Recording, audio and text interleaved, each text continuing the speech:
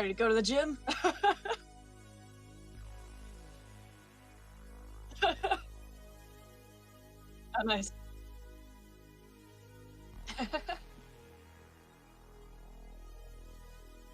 IR Fitness Day.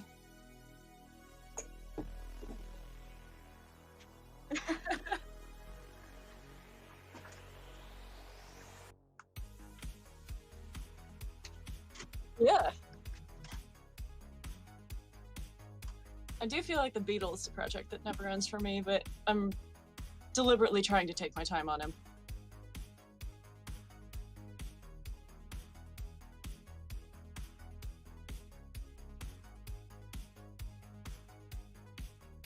Mm. Yup.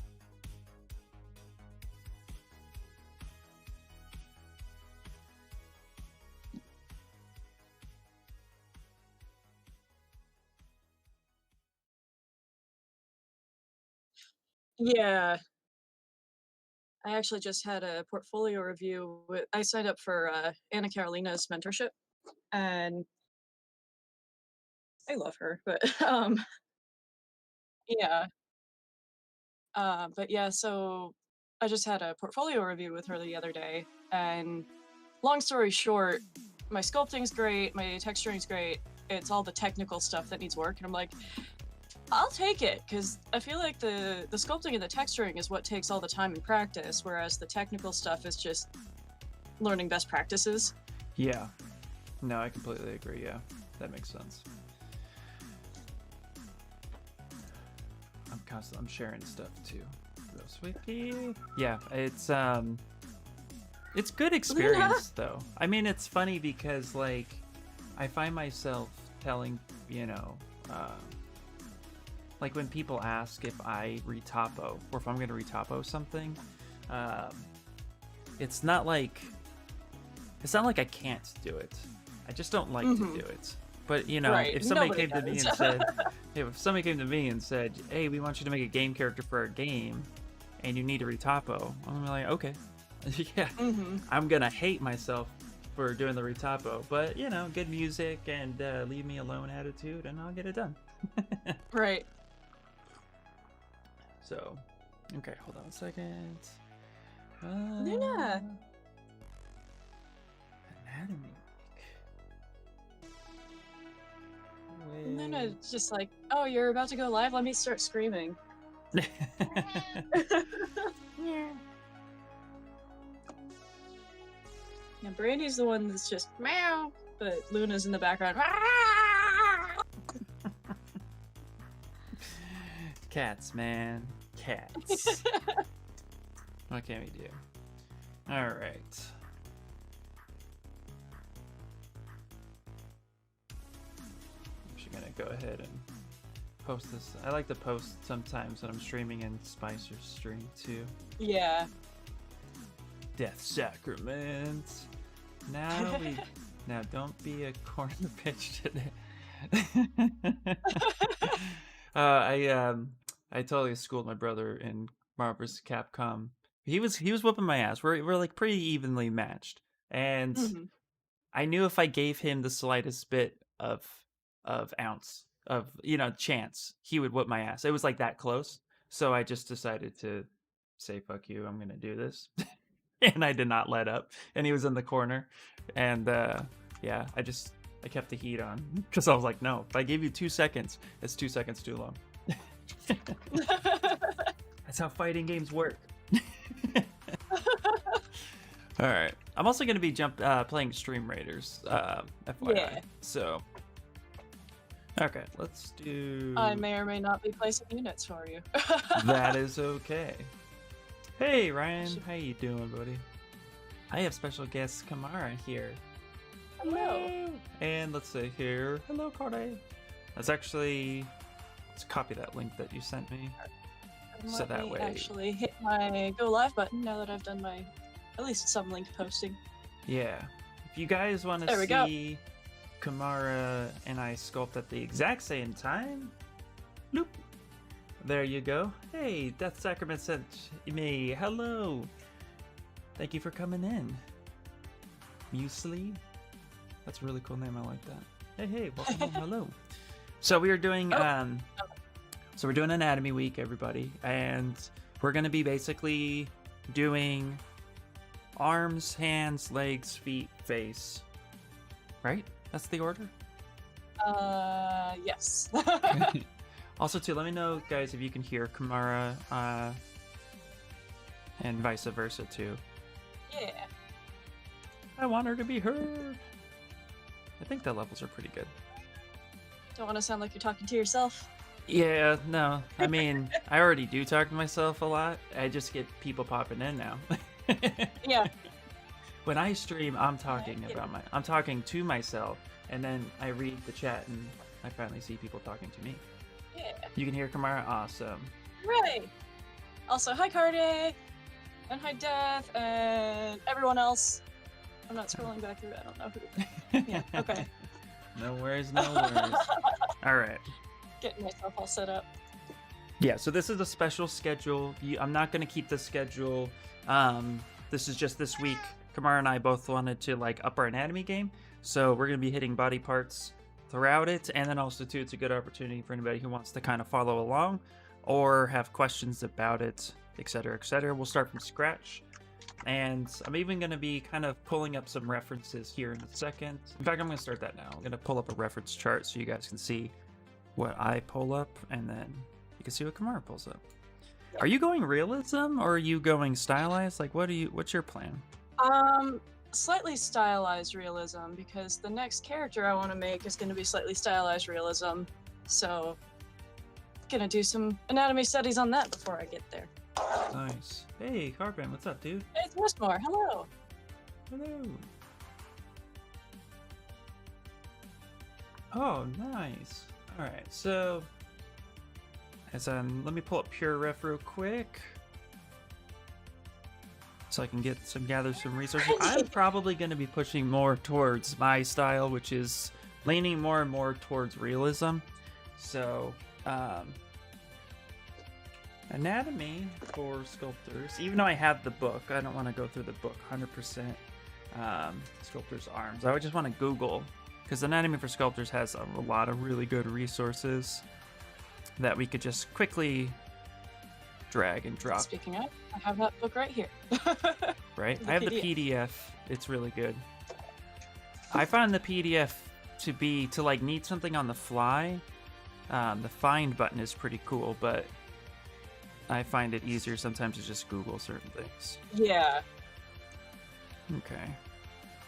So I'm just gonna gather this up real quick. I mean, honestly, since we're just doing the arm, that's why I'm gonna push more towards realism, because we're gonna go until about 1-ish. Hey, thanks for the host, Death. So it'll be about a 4-hour stream today. Plenty of time to really push. I'm also gonna get some real parts here. Bloop. Was doing some last night for Anna's workshop. That book is my Bible. It is. It really should be. Anybody who any sculptor or artist in general needs to have that book. Like, if it's the only book you buy, that better be the book. It's so good. It's perfect for 2D artists as well. Yeah, I actually had that book in my possession very briefly. Sort of. I ordered it from Amazon. They charged the normal $100 or whatever it's supposed to be, which it's usually not available for that price anymore. But when I got it, it was a bootleg. Oh, really? So I was like, well then, I'm just getting the PDF. Yeah. I got the PDF because I wanted it right there. Yeah, that's the other reason. It's nice having it visible on your screen. Yep. I mean, right now, if you buy straight from their website, yeah, let's see, the PDF here, I think that's the PDF version. No, that's paperback. Paperback is $54. The PDF ebook is $44. I paid I think they have $30 the hardcover for $99 or something. Yeah, hardcover is $100. $99.95. Yep. I would see. I would just get the PDF for anybody who's like really trying Mm-hmm. to just have access to it. I mean, it's worth it. Like, you know, the book is everything you kind of need. Although, quick Google search, if you know what you're looking for, then that's the trick. If you know what you're looking for, Google can be your best friend. So, but also too, I also look up arm anatomy, and I'll pull like medical charts and stuff like that. Ecrochets. Let's see. You've been wanting to pick up anatomy for sculpture for a long time, Ryan? Yeah, dude, I highly recommend it, man. Get it, get it.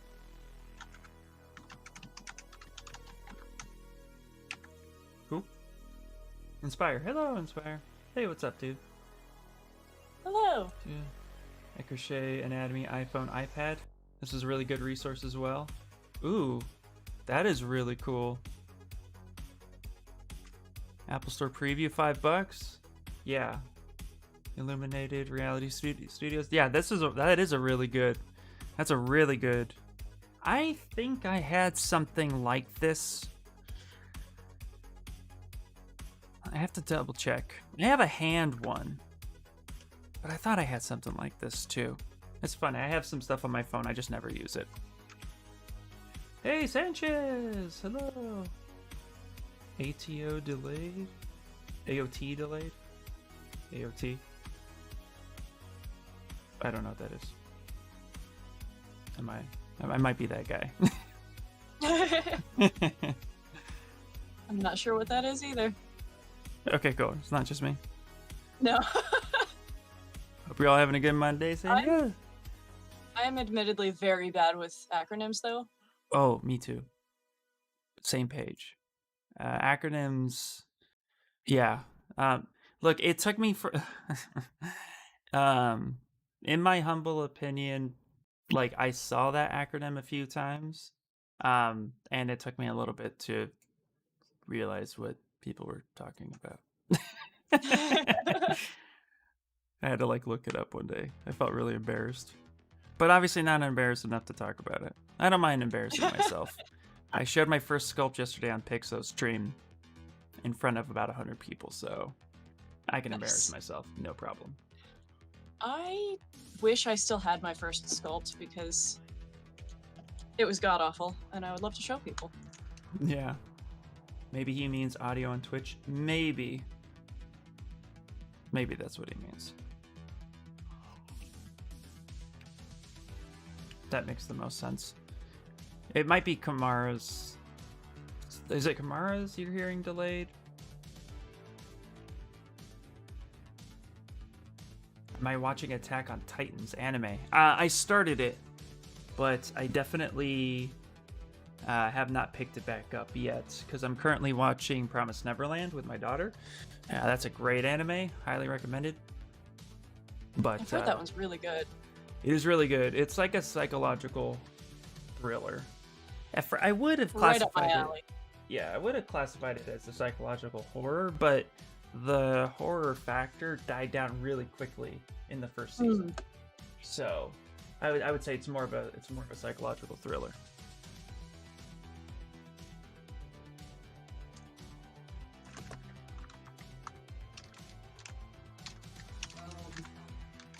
Oh, Attack on Titan is delayed. Oh, okay.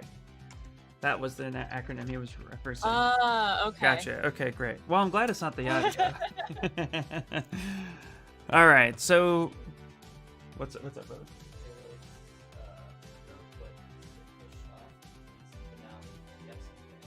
Oh. Okay, because Japan had an earthquake. Yeah. Okay. Okay, that makes sense. All right. Well, an entirely fair reason. Now we're on the same page, guys. All right.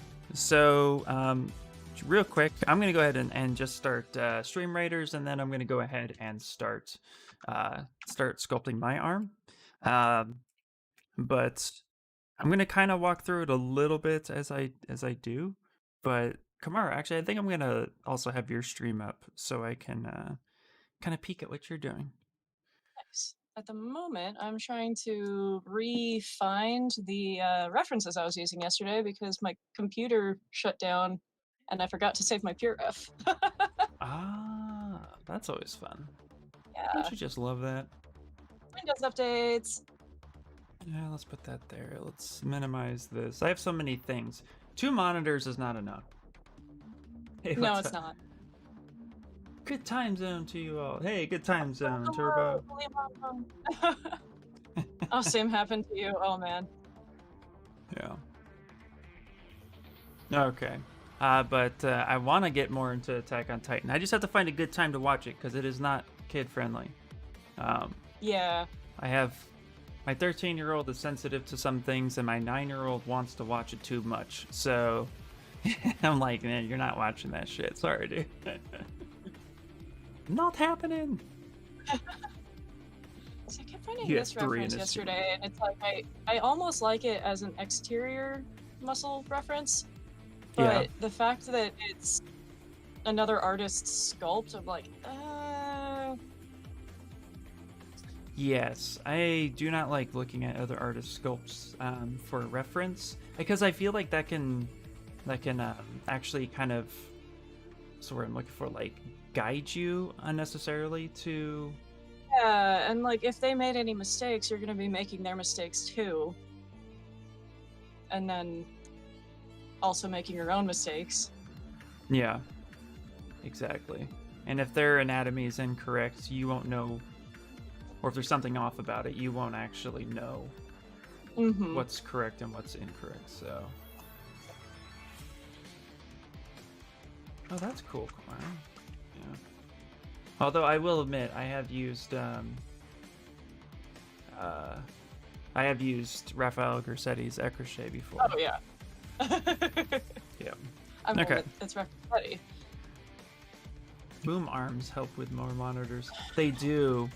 It's more about space than anything else for me. Yeah. I have a very small setup, and I used to have, like, my tower is right next to me on the right side, which used to be desk space when I had a smaller monitor, or a smaller tower. Now I have this beast of a tower and no floor space for it. So it is next to me when I can see all the pretty colors, but that has taken a real estate that I just don't have. Yeah, my desk is currently, the entire width of my desk is my 2 monitors.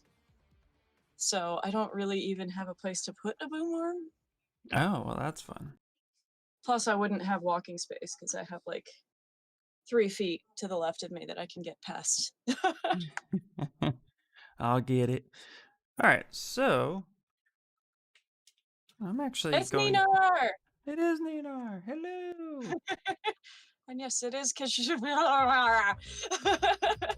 Absolutely. Okay. Oh, I'm Bob Ross? Okay. And Bob Ross is here? Nice.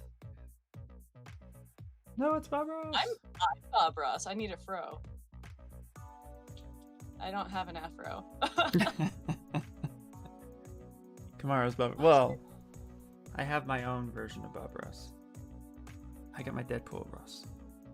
He's here. He watches over me.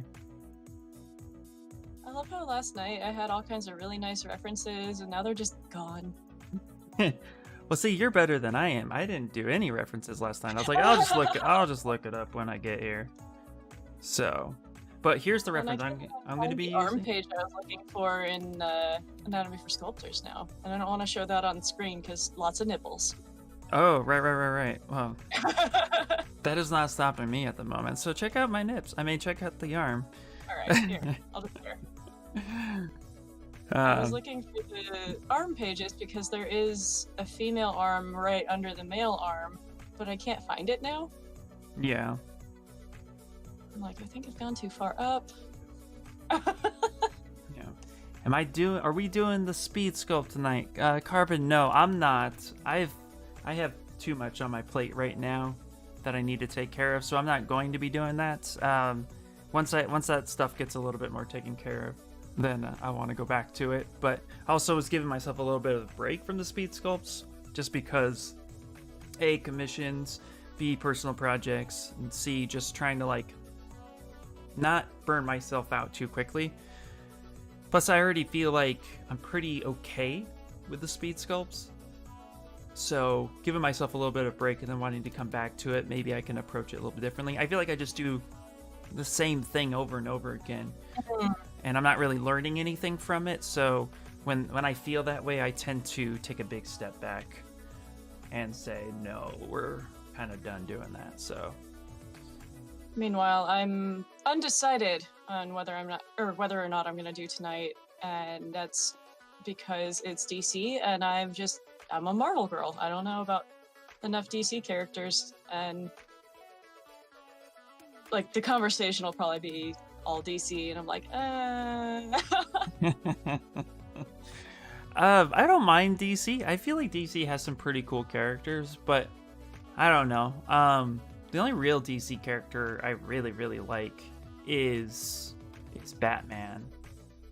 But yeah, I have been wanting okay to. with Batman, and then some of his villains are cool, but beyond that, I'm just kind of like, I've been wanting to. I'm gonna try something new with my arms. I've been wanting to do a Superman only because,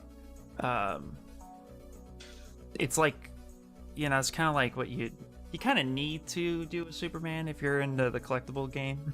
I feel like that's a character that I kind of need to attempt. So yeah, it's probably a good idea to try it at some point. Doing a DC sculpt would be really good, especially since it's Anatomy Week. Yeah. But like my main reason for potentially not is just that I don't know enough about DC and I won't be able to take part in the conversation. That makes sense, yeah. Okay, so I'm actually going the chain method with my arm. It's something I've been wanting to try for a while, so this is definitely something I'm gonna do right now. I know that image exists in this book. Where the hell is that image? Yeah, that's what I'm referencing. It's under. Yeah. If you could quickly search block forming, okay. Semi-pronated arm. So block forming semi-pronated arm. That's what you want to look up. Am I like? I think it's a skin that I have not sculpted Batman there we at go. all. Okay. Green Lantern. Oh, Green Lantern. Oh man. Not why him,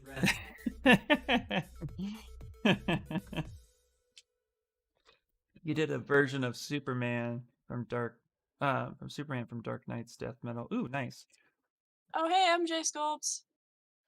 I was not paying enough attention to my chat because I was distracted looking for arms. No worries. The Nicolas Cage Superman. Oh, maybe I should sculpt the Nicolas Cage Superman. Oh, well, yeah, I mean... Oh, you know what? I just realized I don't need this part here. I was following the hand portion too. I don't need the hand portion. We're just doing the arm. Yeah. Okay. Yeah, actually, I've seen pictures of Nicolas Cage as Superman in his dress up, in his outfits, and I thought, yeah, that would have been really cool. Would have been really cool. Okay.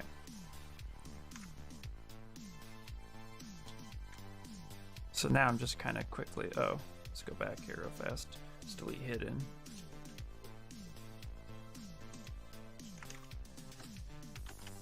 I'm gonna start shaping the delta a little bit. But I'm gonna actually Z-remesh this in a minute.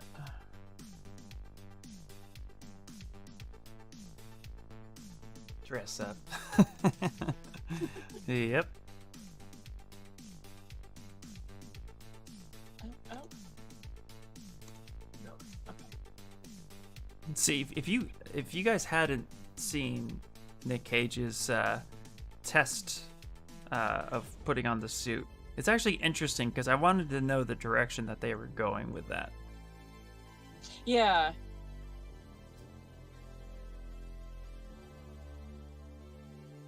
I was really curious. There we go. Army Hammer Batman. I think he would be eating bats or Robin. Is that a plumbus? It could be a plumbus. I wanted to sculpt a plumbus. Don't tempt me, people. Don't tempt me. Someone was making something recently that looked like a plumbus to me, and I asked if it was a plumbus, and they were like, "A what?" And I was like, No, they did "You not. don't even know what that is, and you're what?" Oh, what a shame. How can you? Okay, I guess there's people who don't know Rick and Morty, but come on. Okay. Eva! So this is a really fun shitty blackout. So we're off to a great start. Hey, at least you're started. I'm gonna Dynamesh this thing. So I'm actually gonna use. I started using Dynamesh Unity or Utility. I mean, over Dynamesh Master. I feel like it's a little bit more accurate. I don't know. It's kind of nice here. I'm getting a great start today. ZBrush just crashed too. I've been meaning to sculpt very, very obscure superheroes villains nobody knows about. Ooh, do it, Carbon. Do it. I love seeing your guys' interpretations of sculpt offs too. Even though I don't participate, I like pop in there and just want to see what you guys are all doing. So I think I've been having so much fun with them. Yeah, that's the point, right? Like, you want to have fun with them. Okay. If anybody can hear a yelling kitty, that's Luna. For Nick Cage Superman, they wanted to do the death of Superman as well as the electric version of Superman. Interesting. Yeah, blackouts are supposed to be shitty. Exactly. Yeah. They just have to be. I know, right? Alright, actually, I was gonna Dynamesh, and then I changed my mind like I tend to do. And I'm actually gonna go really low. I'm gonna ZBrush mine. Because even though I'm gonna push to realism, I do definitely want some sort of, I want some low poly. That's how I sculpt. And I'm going to be doing something a little bit different because I've been doing so much hard surface lately that I've gotten used to some of the hard surface techniques. So interesting. Well, I'm excited to see. I'm going to be peeking in every once in a while, so don't mind me. Yeah, mostly just using like the Dynamesh and then Clip Curve, but with polygrouping turned on.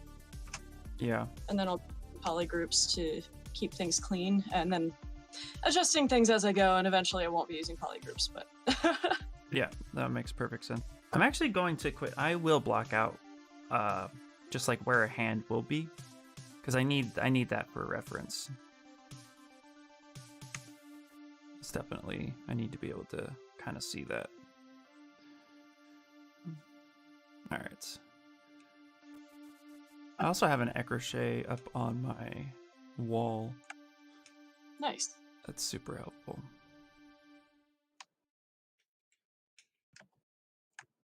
Okay. Hey, Smokey, what's up? How you doing? Smokey. Okay. Let's do the thing I should do before I don't do it, which is save. Dave, who does that? Exactly, right? Who in the world? All right. Let's call this Anatomy Week. Anatomy Week! Okay, let's grab this and then let's do arms. I'm gonna create the folders now. Hands, face, legs, and feet. Because we're not doing torso. I don't really think we need to do torso. Yeah. Unless you think you need to do torso. I feel like that's like the one body part that you could pretty much just kind of... I mean, you need to pay attention to it, but I feel like it's the one that everybody practices. Yeah. I mean, I can practice all of the anatomy all the time, but... Yeah. Again, torso is the one that everybody does. I agree. I don't know if you guys can hear the cat, but she's screaming. I barely heard the cat, so... Okay.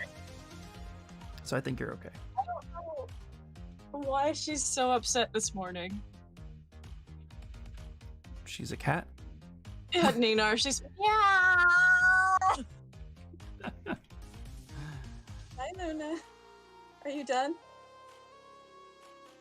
No? Okay. Okay. So it's important to remember that the deltoid does kick into the chest muscle. That was more for me than anyone else. There we go. Actually, I'll tell you, the deltoid is probably my favorite body part to sculpt. I find it to be the most interesting. Oh, nice. Also, it's a good way for me to kind of just like Oh, Subby Art, thank you for the Prime sub. block it out. Okay, I'm actually gonna apply my dynamic, kick it back to second, and delete higher and lower.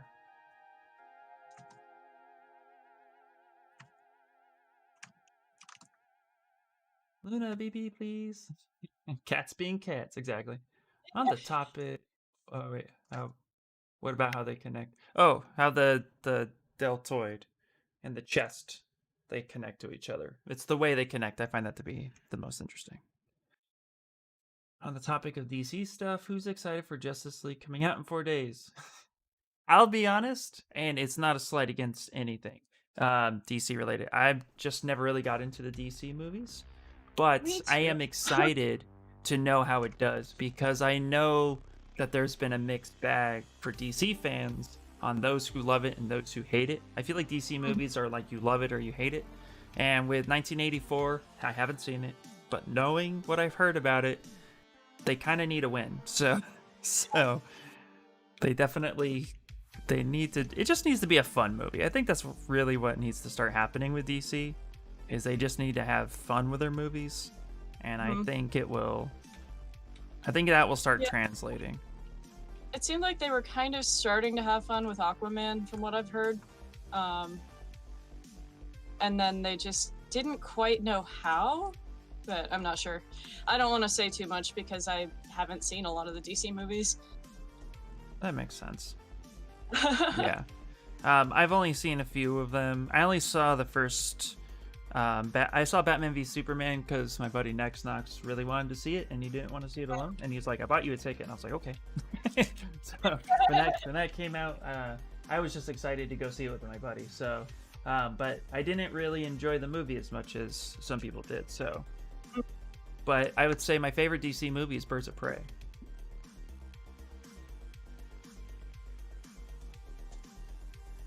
Yeah, Birds of Prey was dope. Absolutely. Yeah, it was fun. It was just a fun movie. It's going to take a week. It's going to take a weekend for you to watch it. I get that. The last DC movie was The Dark Knight. Yeah, Dark Knight was good. But it wasn't part of their DC universe. Yeah. That was a separate... Yeah. Yeah. Right.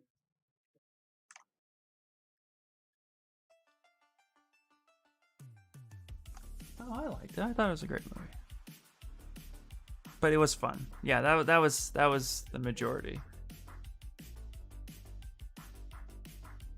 Wait, what?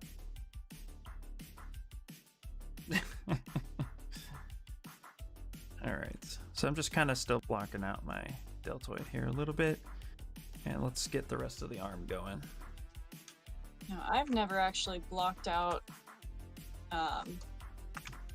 anything or any anatomy this way, so I'm trying new things today. So Nice. yeah, I love trying things on screen, just being like, I don't know what I'm doing. I'm still holding my way I block out things. I like using the damn standard to kind of come in there and just start cutting in, almost like you're drawing your shapes. Mm-hmm. I started using that method a lot because I do like a split between Shane Olson with the way he taught everybody how to block out with using primitive shapes, but then I started doing where I think Rafael Grassetti does it, but I also saw, I'm drawing the blank on him. Oh my god, I don't know. Anyway, I saw another artist just kind of sketch in where things should go as guidelines, and I started doing that too, and I thought that was really useful. So Yeah. I forget who she said did it, but Anna Carolina was telling us that she picked this up from another streamer, I think, but they use the damn standard brush with focal shift turned way up and Z intensity turned way down. So it's like you're sketching, but it's like a nice big rounded shape. nice. That's So pretty I've been cool. playing with that a little bit. Oh, is damn standard focal length really soft or really sharp? Really soft, right? Really soft, yeah. Yeah, and then the intensity. Oh. Ooh, that's kind of cool. Yeah, focal shift turned up, Z intensity down, and then it just makes a really nice. Oh. Yeah. Hey, that's kind of cool. Oh, you definitely would want a bigger brush for that. Yeah, bigger brush size too. Like big. Yeah. That's interesting. But also like the intensity kind of down. Interesting. I'll have to try that a little bit. Yeah, I've been playing with that a little bit lately myself. Hopefully I'll be doing that today. No, there we Just go. hate Snyder. Affleck looks weird as a bad dude.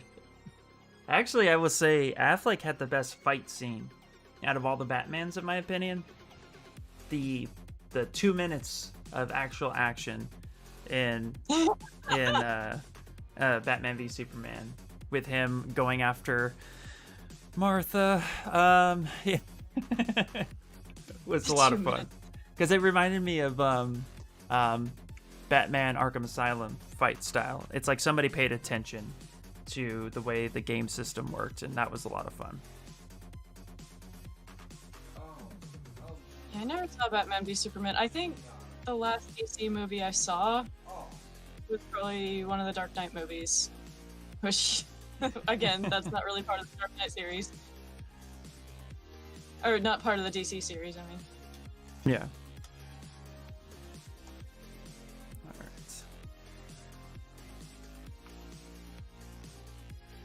Alright. Okay. Seen all the Marvel movies, though. I just realized how compressed my arm was, so I'm gonna stretch that out. Yeah, I enjoy the Marvel movies more so than anything else. Actually, there's a YouTube channel where they go over where the Marvel movies succeeded and where the DC movies failed, and then vice versa. But usually the topic is always like, I feel like DC characters don't usually have the humanity in their movies as much as Marvel. Like Marvel really takes the time to, you know, have that human connection. Character. Yeah. Where I feel like DC kind of flops on that. So I think that's the only thing. I usually don't like the writing of DC movies. That's all. Yeah, I can't say much about the DC Cinematic Universe movies because, again, I haven't seen any of them. But I've just never been as into DC characters in general because I always kind of feel like they're more black and white, like good versus evil. Like you got your super Boy Scouty Superman, and I don't know. It's just like No, I agree. Everything is just so set in stone, black and white, whereas Marvel is the characters all have flaws and they're more human. Yeah. No, I completely agree. Ooh, I just thought of this thing. Off subject while we're talking about superheroes. I thought, what if we blocked out muscles kind of like traditional sculptors? We're gonna use the new brush mesh project. Ooh. Let's see how you do this. I'm gonna drop this off here a little bit. And so what I'm gonna really like soften this whole down. So I just have the basic forms here. Okay, so for example, let's really soften this one up. Okay. So what I'm Actually gonna do kinda is I'm also going to go to picker, go to depth. Okay, it's on continuous Z. Continuous Z is perfect because it'll actually take that shape, and it's gonna ensure that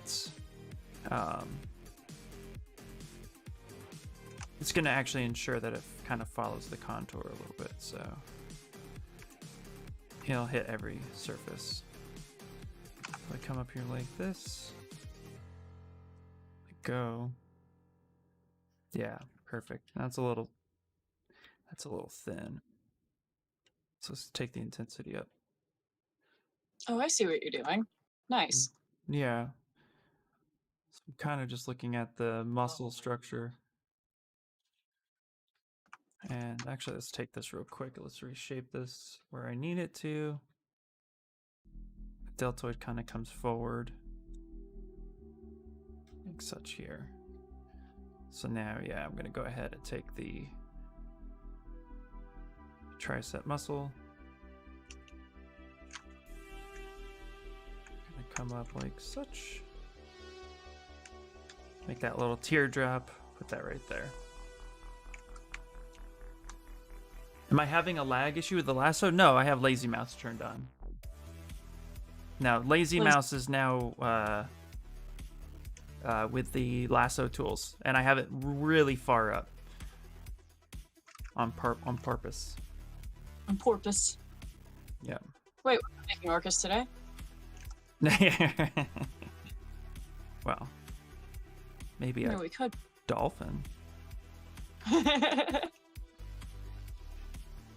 Cool. Suddenly Now- turns it Suddenly it turns into what? into a dolphin. Yeah. I mean, animal anatomy, right? Hey, thank you so much for the follow.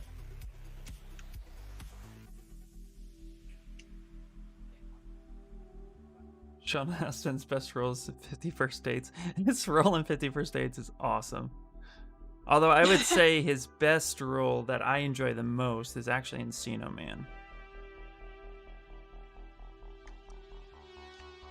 I think he was amazing in that movie. I actually haven't seen that movie. That's I okay. know.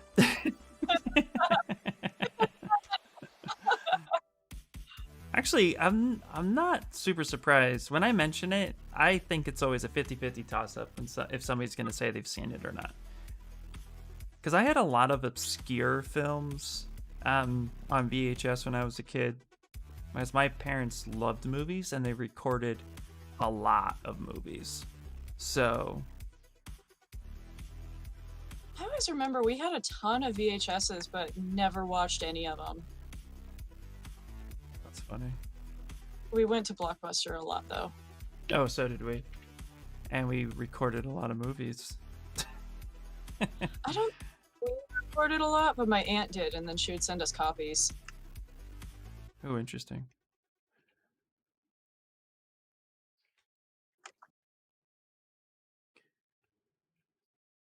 Yeah, he's hilarious. Yeah, I love him. I love how I'm like, oh, I'm gonna do this how I've been doing hard surface stuff. Out comes the clay build-up brush. Never mind. Exactly, yeah. This is how I sculpt, though. I don't necessarily have a plan with how I'm gonna do something until I'm partway into it, and I'm like, I'm gonna do it like this now. Oh, okay, nice. Actually peeked over real quick. Alright, so I'm gonna look up tricep muscles. Muscles. That's how I have to say it to spell it right. I had all my fancy references all laid out for me, and now I don't, so right now I'm just doing my block out, and then I'm gonna start looking up individual muscles. Muscles. Musculus. Nocturnal Emissions. Was he? Wait, was that a movie?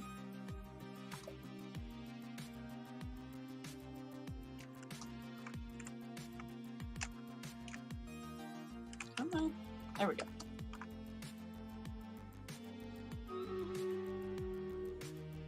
Is that Stream Raiders? Ooh, I forgot I was gonna play some units. No, you didn't. You didn't forget. You can't let me lag. I remember you said it. Said it today. You're like, I'm not gonna do shit for you. And how did you replace with the Vegeta head? It looks cool. Oh, the cam view. The cam view is super cool. I'll show you real quick. Cam view. Actually, if you go to preference and go into cam view, which is right down here, you actually have some standardized ones. If you hit next, it'll kind of just go through all the different ones. But clearly, to make your own custom one, what you need to do is with the model that you have selected. So like if you want the Vegeta, for example, and you had the Vegeta head, so let's pretend this arm's a Vegeta head. We're going to go ahead and actually, you want to send your model to the center of the world and then hit F to frame it so that it is perfectly in the middle and perfectly framed. And then what you'll do is you'll go up to preferences and then you'll go to make cam view. And it's going to take pictures of that thing. And over here on the left-hand side under alpha, there's actually going to be a texture that now has the image of that arm. And you can see here now that thing is my arm, but it won't stay that way until we make that permanent. So what we have to do is click on the texture and then go to export. And then you want to go to your folder in ZBrush. So go to Program Files, go to Pixelogic, ZBrush, and then you want to go to Z Startup and then Cam View. And then you want to save it in here as a JPEG. It could be a JPEG, PNG, Photoshop file. All that works. Just look at what's accepted. Then go ahead and hit Save, and then go back to Preferences, go to Config, and hit Store Config, and save that out as part of your UI. Then when you restart, it'll look for it and it'll find it. And then once it's there and you start hitting next, you can actually pick it again or pick something else. You can load up your own custom ones as much as you want, and that's how you do it. Now I'm learning things, and I have a skeleton on mine. Yeah. Hello. For now. Eva, how you doing? Eva. All right. All right, let's do Stream Raiders. That's what you're all here for. You're not here for an anime. You're here for Stream Raiders. Let's do the most important part of the stream. Yeah. We'll do it.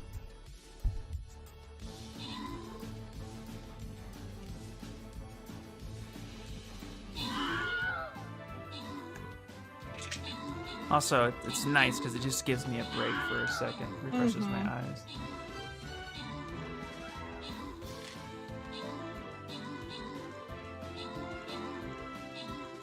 Hey, what's up? What's up, Art? How you doing?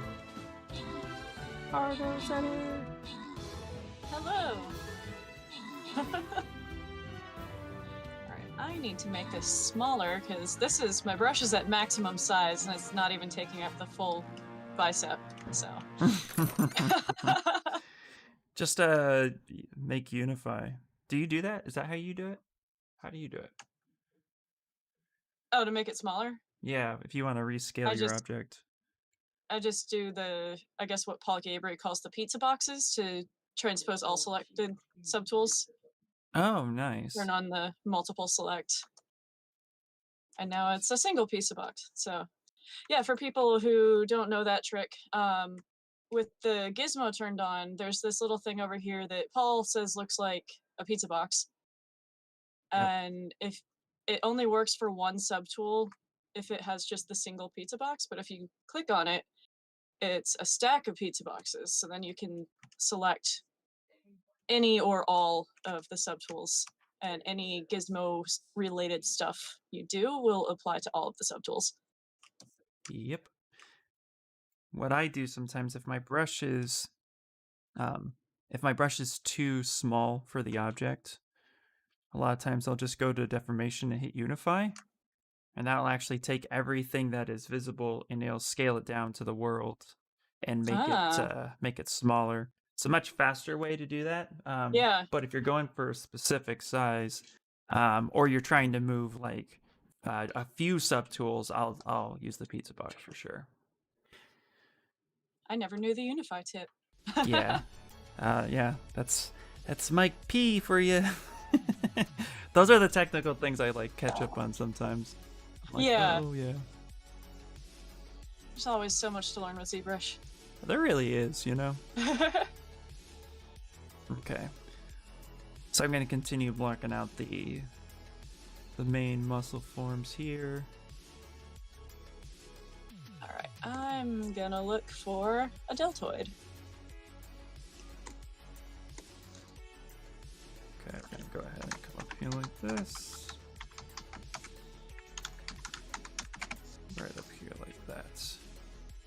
Now see, now my We size. might get more nips.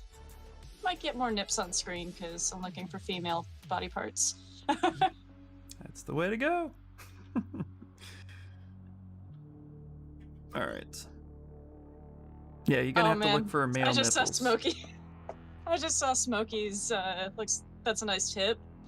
I thought it said that's a nice nip, and I was like, wait, what? Already? Yep, already. All right. So the part I'm actually blocking out are these radial muscles. These muscles used to really confuse me a lot of the time. I always thought they kind of like wrapped around certain ways, and I realized they're very purposeful where they go. And I used to get these wrong all the time. Okay. Take the Ryan mass tools lasso. from Brian Kittleson's Gumroad. It has a button that will auto-adjust the dynamics as you brush. Nice. I keep forgetting about that one. Which one? Sorry. Ryan Kittleson's tools on Gumroad. Ryan's tools. Yeah. According to MJ Sculpts, there's a button that'll auto-adjust the dynamics as you brush. Oh, cool. It's gonna sound weird, but I try really hard not to use too much of like artist brushes or like custom brushes that artists make in particular, because I feel like they make those brushes that fit their style and that fit their needs specifically. Which, you know, I'll use them some, like SK's brush for hair. I'm too lazy to make my own hairbrush again because I lost it in the build, and his hairbrush is almost identical to mine, so I'll use his for hair and cloth. But I try really hard not to, and I don't know. I think that's just kind of how my brain works, where I don't want to feel too influenced by somebody else's thing. But I also, like, at the same time, that's how I learned. I just downloaded all these brushes, and I was like, yeah, this guy's brush is awesome. I've almost never used anything that I didn't make.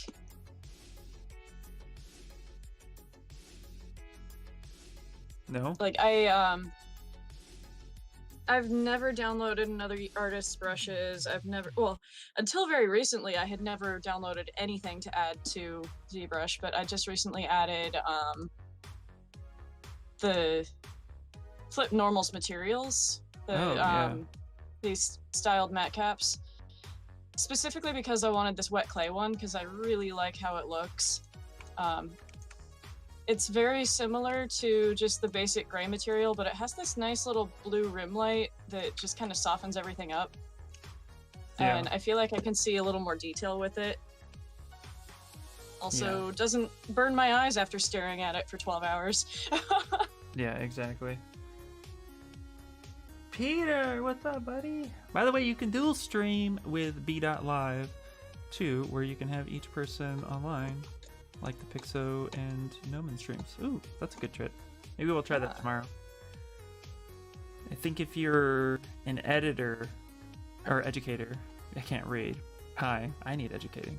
It's tricky to use anything custom because then students can follow along with what you're doing. Even moving a button causes issue. Yeah.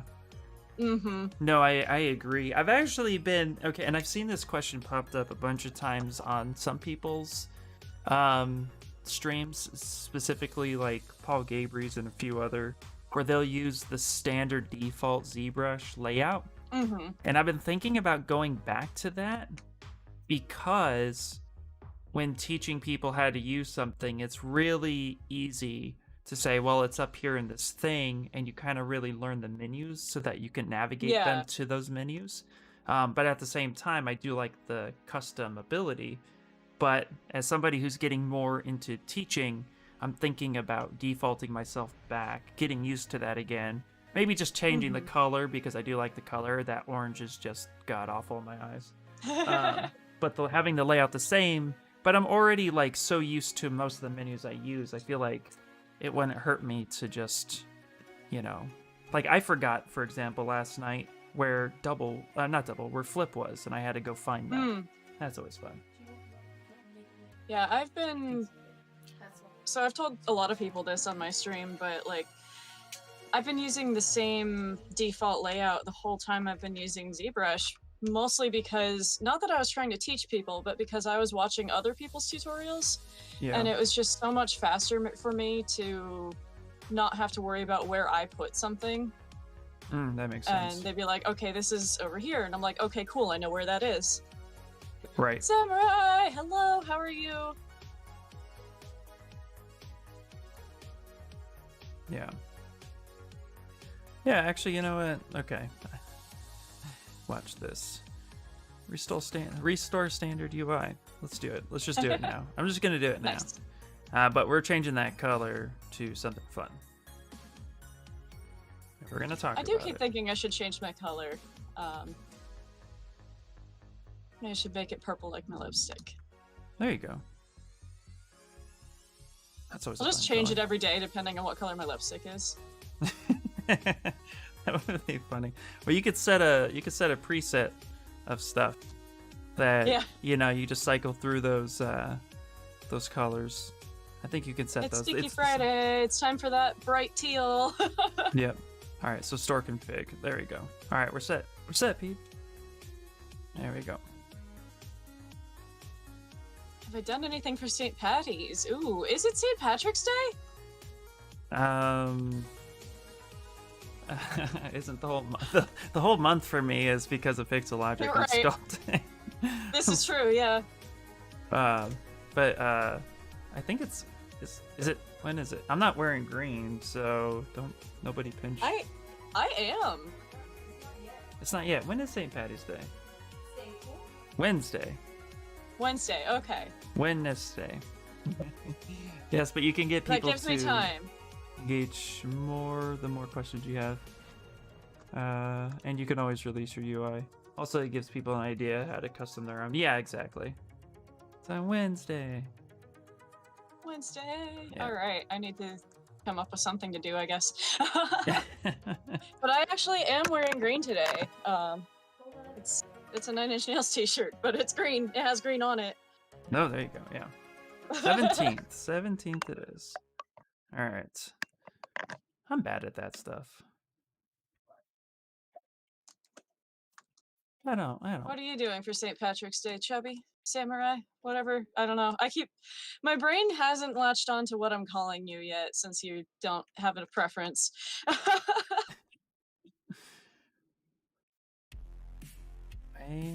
Nothing. Doing nothing. All right, I was already kind of stuck on where all these. I'm like, oh, all this stuff on this side that I got rid of that I never used is now here. Oh yeah. Like, okay, who in God's green earth uses the zoom button, the scroll button, or the actual, or that, like, who uses that stuff? I don't use this stuff here. That's okay though. Yeah, I use the dynamic perspective occasionally. And then I use solo and transparency. I think that's all I use off of that sidebar. That makes sense. So I'm actually using a cylinder to place a bone. Nice. Like a temporary bone.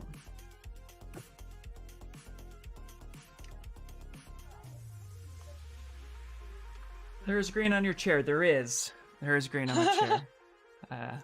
Thanks, Ryan. You got my back. I love it. love I Nine Inch Nails. appreciate it. Honestly, I'd love to have like a great answer, but I'll probably just kick it at home, have a couple green beers, and watch the Boondock Saints. I mean, that sounds like a pretty good St. Patrick's Day to me. Sounds like a great St. Patrick's Day.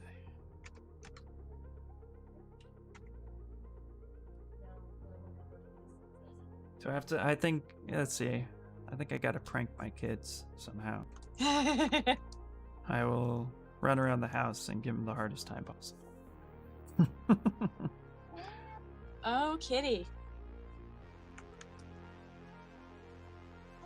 Oh, kitty. Okay, fine.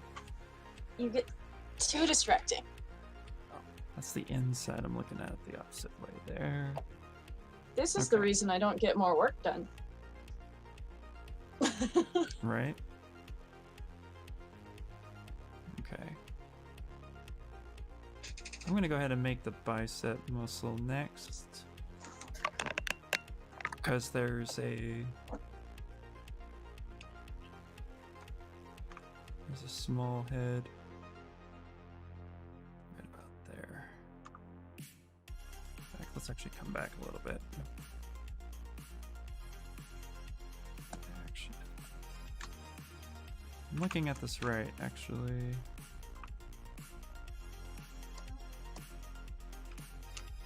It's the head that's right there.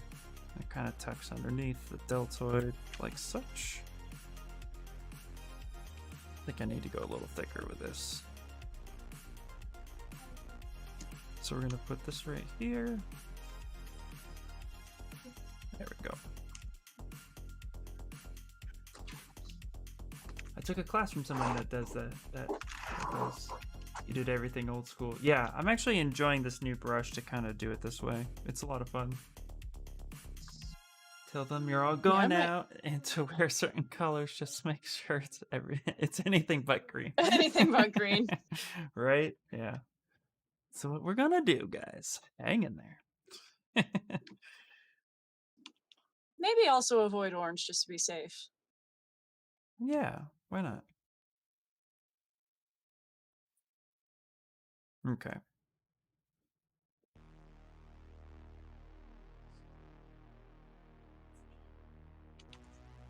What's fun about these studies is you get to try something a little bit new as well. Mm-hmm.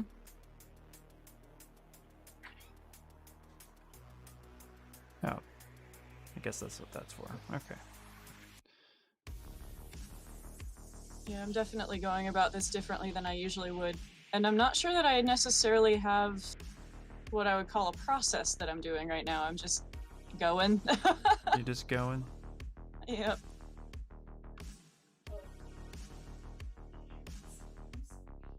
Yeah, I'm just kind of... Oh, kitty Like it. leaving? Maybe? I'm definitely just Okay. trying to definitely try something different and learn from the Mhm. experience. And then from there, kind of just have something to, it's kind of something to always refer back to. Also, too, if you Right. do this good enough, you can make these like little,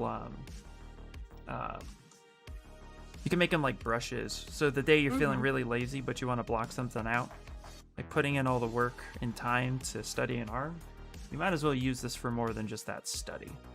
Right. Just make your own anatomy IMM brush. Yeah.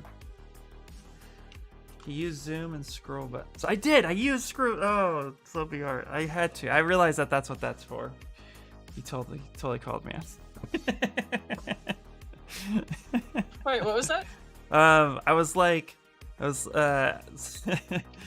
I went to I realized that my viewport was not 100%, so then I went to go under the document to do it, and then I realized that those buttons are on the side, and that's what they're there for. So then I Oh. used them, and now Sloppy Art's calling me out. And... touche. Hashtag that's correct. All right. Yeah, I am doing this very differently from how I've ever done it before. Because I usually would make like one big cylinder to make the arm and then just sculpt from there. Yeah. But I'm doing like each segment. going with that chain link look. Yeah, And yeah, exactly. it's fun trying new things. It is, absolutely. I definitely need to use the skin shade though, because it's starting to get a little hard to see. No, you took a class from somebody that uses them. Oh, that's funny. Although, I mean, it's good timing. That's funny. Yeah, I don't see myself using them that often, but did you see that candle companies are getting bad reviews because their candles stopped smelling?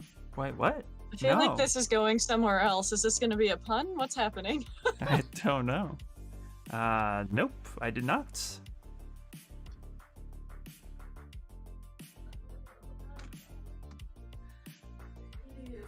Okay, so here is something that this is where I realized I was wrong in my anatomy. So the forearm, right where the bicep meets the start of the forearm, that's actually a gap.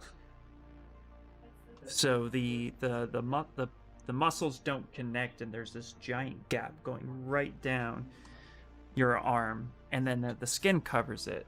So this was something I've messed up quite a bit, because obviously the bicep then connects underneath that. So this is something I've made a lot of mistakes on, and I'm correcting it now. Did you know that, Kamara? I did not. It's okay if you did. Well, I didn't, so. we're Yay! good. Okay, cool. All right.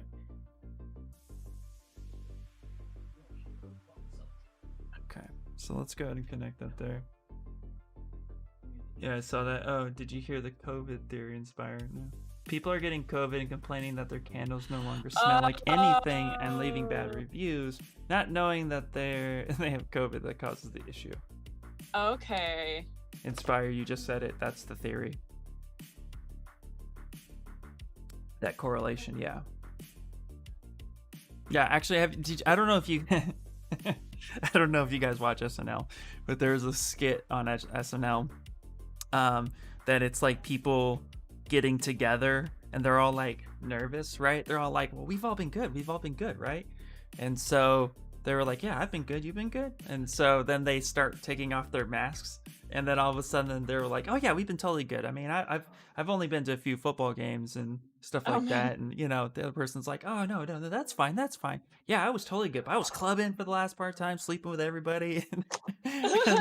And then at the end they pull out like this giant thing of chili, and they're all like starting to eat it, and they're just like, oh, what kind of spices do you use? I can't taste anything. And they're all like, they all Oh, end up no. having they can't taste anything because they all have COVID, Yeah. because they're all being stupid. It's like a little funny skit that was just like, oh, that's what it reminds me of every time I think of it.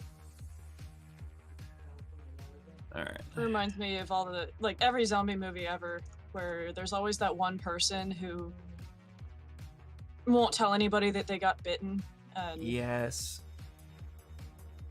trying to hide the symptoms, Yep. or not recognizing the symptoms in themselves. Yeah, exactly. Yeah, actually, Yeah, I it's had fine, said it was a a lot. scratch. I said a lot, actually, that COVID has showcased the people that would hide a zombie bite. Yes. Like, yep. It's like, oh, you're that guy. You're that person. Okay, great. Mhm. It's a little bit scary how many of those people there are, Yeah. but yeah. Well, it's Especially funny. considering how many zombie movies we have, you'd think people would know better by now. Yeah.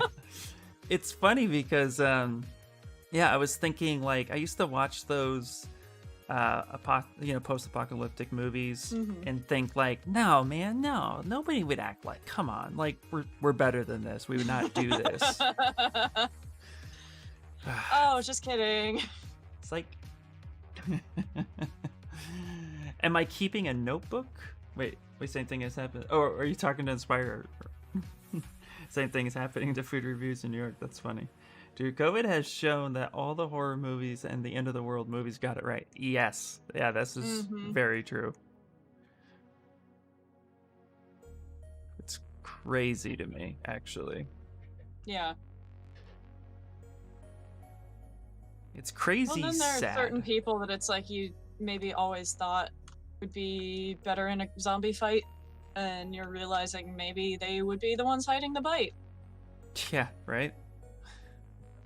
I used to love when The Walking Dead came out and it was really popular in the beginning. I remember there was like a Facebook like game that where it wasn't really a game, you just answer questions and then it would tell Yeah. you if you would survive an apocalypse. Mhm. And I got the worst score, and then my one of my close friends who I grew up with, he got one of the best scores. But the way we've been handling COVID, I'm thinking like, actually, I don't know, man. You're arguing things that I feel like we should have got based on your zombie apocalypse score. I feel like we're now reversed. I feel like Right. maybe you would be the one who's not surviving. It's just funny to think about. Yeah. Have you ever seen the show Doomsday Preppers? Yes. I didn't watch a lot of it, but I saw one episode and I was like, oh my god. This is a Yeah. bit crazy. Yeah, I need to sleep now. Yeah. Snickles says, the human race will constantly prove we will not live up to common sense. Yep. Common sense isn't common. Oh, am I keeping a notebook of who would hide a bite? This is gonna sound really weird, but I do have a mental list of all the people that I thought I could trust in the beginning of COVID and then realized that I couldn't. Right. It's really crazy. Like, not to sound like, Honestly, I think most people probably have that list, whether they're willing to admit it or not. yeah, I think so. I don't know. There's just there are people in my life who I thought, okay, in a time of need, you can actually depend on these people, and they have Mhm. been the worst ones. And I'm Yep. like, but then there's that struggle because I feel like, okay, I can't trust you now. And now those people are saying like, oh, the vaccine is coming and normal's going to be back. And I'm thinking, do you think I'm going to fucking trust you now? Like, Right? you proved for the last year and a half I couldn't trust you. Where do you think I'm just going to like grant you trust again? Like, I don't know. I'm actually like Well, and perturbed. the thing that makes me nervous about the vaccine is that all these people are getting it and they're like, oh, we can go back to normal now. And it's like, no, we need Yeah. to wait until at least the majority of everyone has gotten it. Yeah, I think the thing with the vaccine is, you know, those who get it completely can definitely, because actually there was a Israel study that popped out that said that 90% case studies show right now that if people have the vaccine, that if they contract it, it stays with them, so they don't pass it asynchronously. Oh, that's good. So they just don't pass it asymptomatic or not, like they just don't pass it, Mhm. it dies with them. And I think that's great.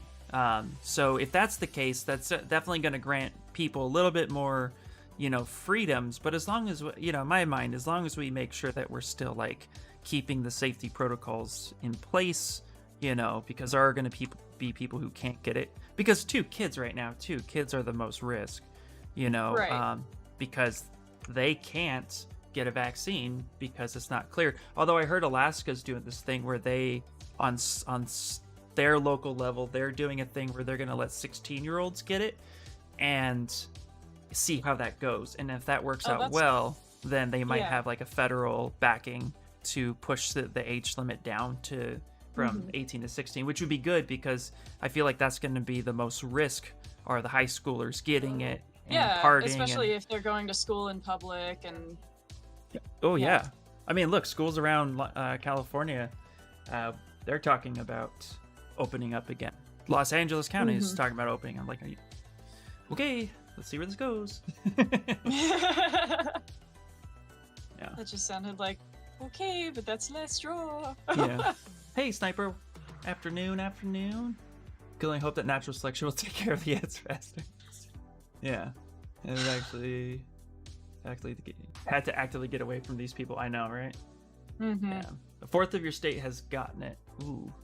And look like getting it this week. Oh, the vaccine. Oh, that's good.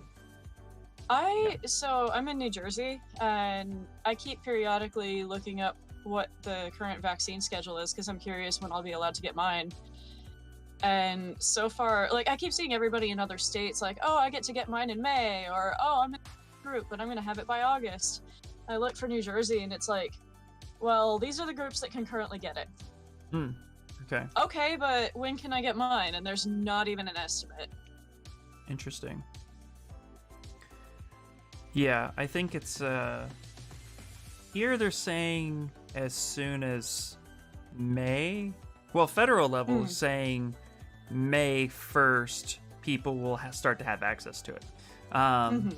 So if that's the case, then that's when you should start expecting it on the majority. But I know I am registered, so I should get a text as soon as I'm allowed to. I know here in California, people who actively have a state's job are first in line to get it, and they have already started rolling that all out. Yeah. So, that's pretty good, and that's gonna make it a lot easier. Yeah, I'm gonna be in the very last group because I'm healthy and I don't go outside. Yeah. I thought it was more dangerous the older you are. It is more dangerous the older you are, but they have found that kids do get it between ages. And that's the big misconception. They're saying between 6 and 12, kids get a version of it that gives them up to 104 fever, super bloodshot eyes, and massive respiratory issues that could lead to long-term problems the older they get. But it is not as lethal the younger you are. But it's all about the spread. And so if kids can get that version of it and the variants, I think there's 7 variants of this fucking disease now. Yeah. So the variants, really that's part of the reason for the variants is just that people weren't being careful enough, so it was able to keep spreading and mutating. Right. And also too, in the UK, because I have friends over there, they were saying too that they don't know if the vaccine that they have, which I think is the Pfizer, is actually if the variants it doesn't protect you against everything. It protects you against most, but some variants are showing resistance, I think. But not a doctor. Please don't take my word. This is my own studies that I'm currently trying to like kind of follow along with and just get the sense of it. My understanding is, it's more lethal if you're older or immunocompromised or something along those lines. Yeah. But kids are more likely to have long-lasting effects. Right. That's what I'm hearing too. Yeah. And I'm 99% sure I had it twice. Once in November of 2019, and then again in March last year. Really? And both times very mild. But like in November 2019, I got what kind of seemed like a cold, but I don't get colds. I haven't been sick since I was in high school. But all of a sudden for like a week, I couldn't even make myself get out of bed. I just felt awful. Wow. And couldn't stop coughing. I kept getting really dizzy. Things tasted weird. Interesting. And of course, we didn't know COVID was a thing yet. Like, the public hadn't heard anything about it. Right. And then in March of 2020, I had been going to New York for my coding boot camp. And so I was commuting an hour and a half each way on public transit. And then spending like 16 hours a day in a fairly small building with a lot of people. Yeah. And there were several confirmed cases that we found out about after they had closed campus. So yeah, I found out about that and I was like, well, that explains the random vertigo and the fact that nothing tasted right and the fact that I suddenly felt like I had a fever. Yeah. Like, I felt fine aside from that. That's crazy. But I've had a persistent cough since November of 2019. It just does not go away. Oh, wow. That's insane. I do know that on a positive side, that the flu actually, they were saying, at least in the Los Angeles area, I can't speak for the rest of the world, But in the Los Angeles area, they were saying that the flu has actually been minimized drastically because of just mask use in general. That they're seeing less cases of the flu in the Los Angeles area than ever before because of just wearing masks and such, which is, for me, is like, actually that's pretty cool, because now I'm thinking, like, I don't know, I'm thinking about like what normal would look like. I feel like I'd still actually want to keep a mask or something around, just because if I get sick, that's been a proven effective way in my life so far to keep things from spreading on my end. And those of you who have kids probably know that you get sick a lot as a parent because these damn kids keep bringing their shit home. So, I feel like I'm gonna still keep the mask as like a backup. I think that'd be kind of cool. I honestly am a big fan of wearing the masks in public. For two reasons. One, it's fun to kind of feel like you're going into a gas station to rob the place when you're really not. Like I'm a bandit. And two, personal reasons. I'm female. I get catcalled a lot. It's really nice to be able to go out in public and not have random men go, "Hey, baby, why don't you smile once in a while?" Yeah, catcalling. Oh, that's such a stupid thing. I don't know why guys do that. Like, does this ever work for anybody? Why do you do that? Yeah, that's a good question, right? All right, we got Stream Raiders. That's for some of the more innocent ones. But... yeah, we do. Stream Raiders. Yeah.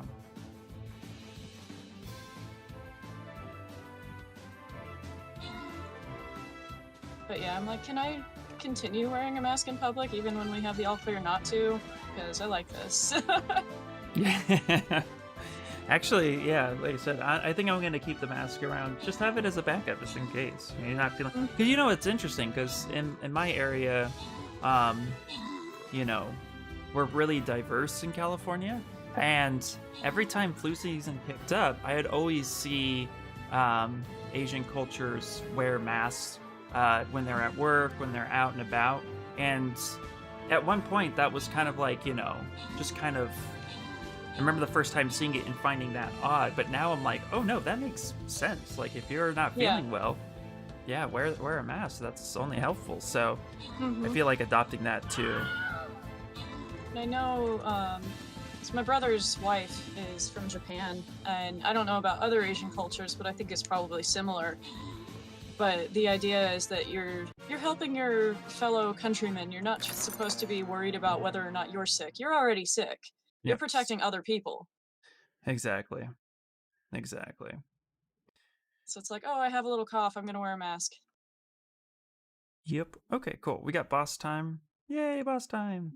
Yay. Star battle. All right, let me actually open Stream Raiders and play something. Do it. Boop.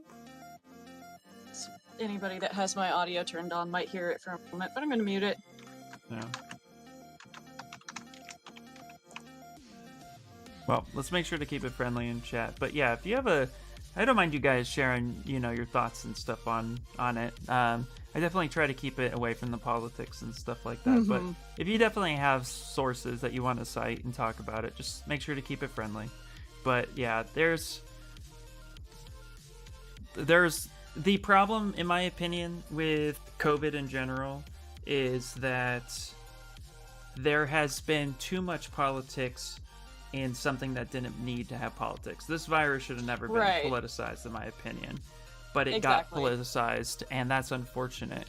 And because so many people are home, there's definitely a lot of opportunity for people to do their quote research.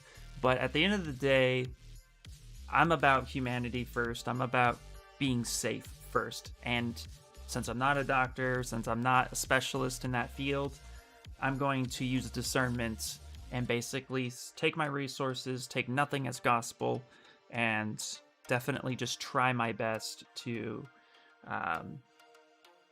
just always keep an open mind and always research. And I feel like if we do that enough, then that's going to be helpful. So But as long as you guys are willing to keep it friendly in chat, I definitely don't mind the conversation continuing. But I do ask that, yeah, we just keep it friendly. Yeah, I usually try to keep politics out of my own chat.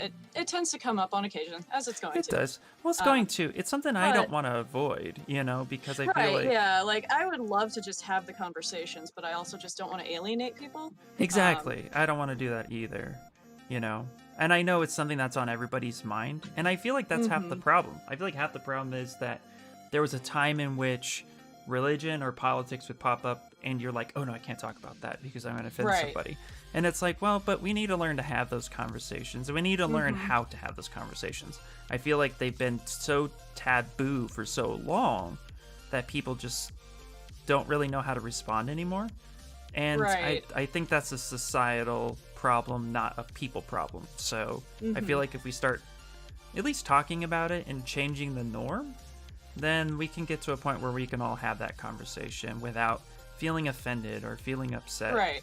Because, it doesn't need to get personal. Like, it just needs to be like, let's stay on topic and let's stay with our, let's stay with our sources and reach out, look at each thing with discernment, and then be willing to discuss it and have a proper conversation. That's my thought. Yeah, and I found that people seem to use getting offended as an insult these days, and it's like, you know what? Sometimes you hurt people's feelings. Yeah. But then we need to discuss why, and maybe not do that. Yeah, I agree. Yeah. You're in a meeting, Ninar? What? How dare you be working? Ninar! How dare? I'm not saying that it's a conspiracy. I just think our leaders are using it as a scare tactic to make it sound worse than it is. There's definitely been signs of people claiming COVID early on in the pandemic just to get those numbers because of how modern medicine in the U.S. works. I did see evidence of that, but I think that's tapered off a lot, and I don't think that's so much anymore the case. Again, well, I don't know. They have much better, faster, effective testing now. They do, yeah. Also, they can treat it more effectively now. Yeah, absolutely. They can definitely treat things faster now.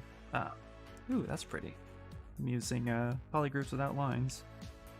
Okay, I'm kind of just looking at this study real quick, and I have so many charts, but they're all just slightly different, and the hand position is interesting. Just how different. Hand position makes such a big difference with the forearm. Really does. So, trying to be careful with that. I'm trying to work with just one reference for the forearm for that reason, but it's kind of shooting myself in the foot because it only has two views. It has front and back. So I'm like, but what about the sides? Is this the first anatomy stream that's been done? For me, yeah. This is the first anatomy focus stream. Absolutely. It's my first genuine anatomy study stream. I did a little bit of just sculpting on an anatomy, a muscle man that I had started previously. Yeah. But that was honestly, I did that specifically because I wanted to get warmed up in ZBrush, doing something other than what I was actually doing on my Beetle at the time. Right? You needed a minute to walk away from the current project. Yeah. Yeah. That happens to me a lot. Yeah. But yeah, this is more anatomy focused. I'm also trying a new technique with the new features to kind of see if it's something that I'm going to use more often. And just trying something new because I feel like, and it came up yesterday during the Pixel stream, somebody asked how to stay motivated and how to stay, consistent and not feel burnt out, but put all those hours in. And my advice to them was to try something new and, don't be afraid to fail. And that's kind of where we're at today. So. Yeah. But yeah, these new features, I feel like I can really utilize them to kind of take a more traditional approach. Although I'm not a traditional sculptor in any means. I've only played with a little bit of polymer clay once or twice, but watching the way they block out made it easier to kind of learn in ZBrush. So I'm taking that Mm-hmm. same approach, but now I'm using that mesh project to get those shapes in there. Then I'm thinking about blending it all in. I think I might get a good result once I get the block out right.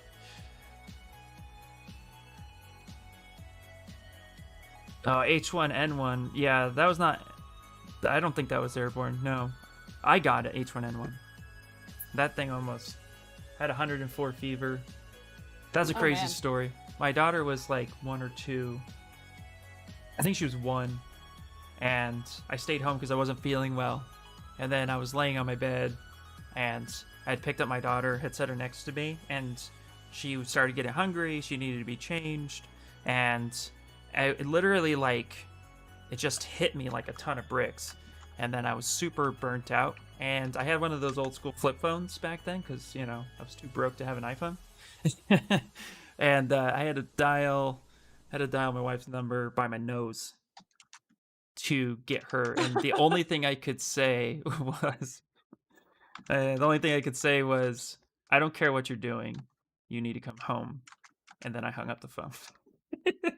And yeah, it was brutal. It was terrible. That was the worst experience.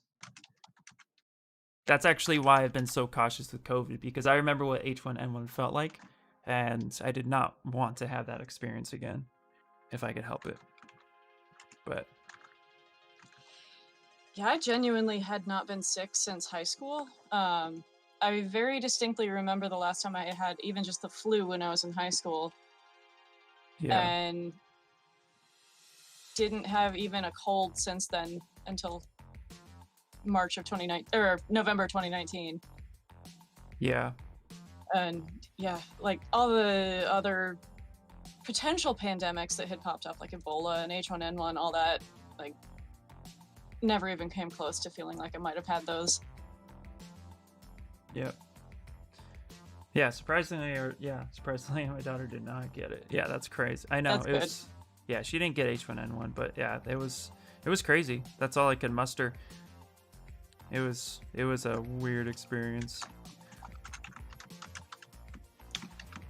But I was actually glad I got H1N1 looking at it now, because of how I was able to kind of wrap my head around how to treat and deal with COVID, you know. Because, you know, what's funny too, though, is at least in California, like funny, sad, not funny, haha, was that people kind of, because it was here and then when it was gone, there was a few people saying that, oh, H1N1 was bullshit, it wasn't real. And I was like, I got it. Don't sit here and tell me it Right. wasn't real. I actually had it, so you can go away. Yeah, I definitely knew people that had it. Not nearly as many as with COVID, but I knew people. Yeah. So yeah, it was definitely scary, for sure. Nothing fun about it. And you know, that's the thing. That's why I was like, ugh, I don't want anybody getting it. And I was glad that H1N1 went away very, very quickly. Although I was the guy who was constantly calling it swine flu still, even though they changed the name. I'm like, I got it when it was called swine flu. Right. Oh, come on, TRF, cooperate with me. My middle mouse button's not Martin! working very well. Yeah, but again, let me reiterate. Let's keep things respectful. That's all I ask. I don't mind having the hard conversations, but let's definitely keep things respectful.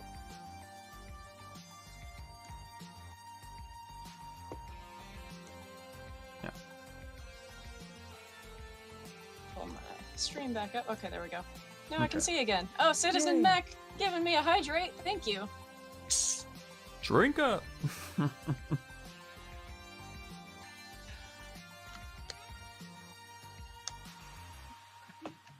Huh? Citizen Mech always taking Yes, care of me please. because I forget to drink water.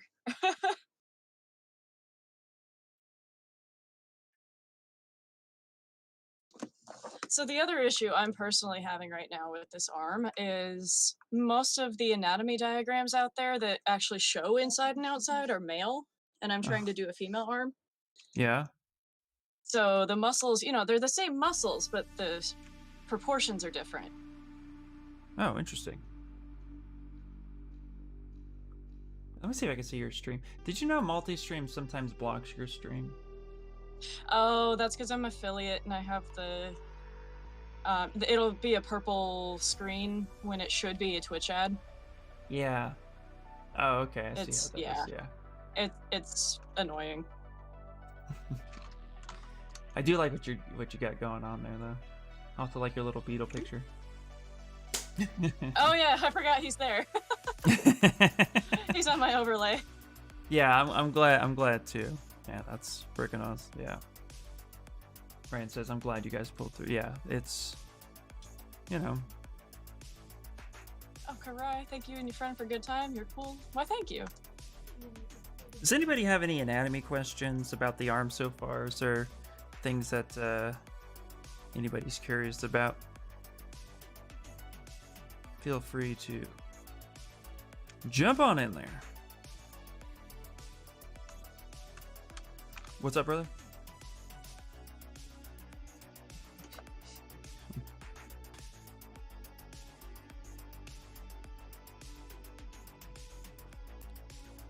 Because that's really too part of the stream.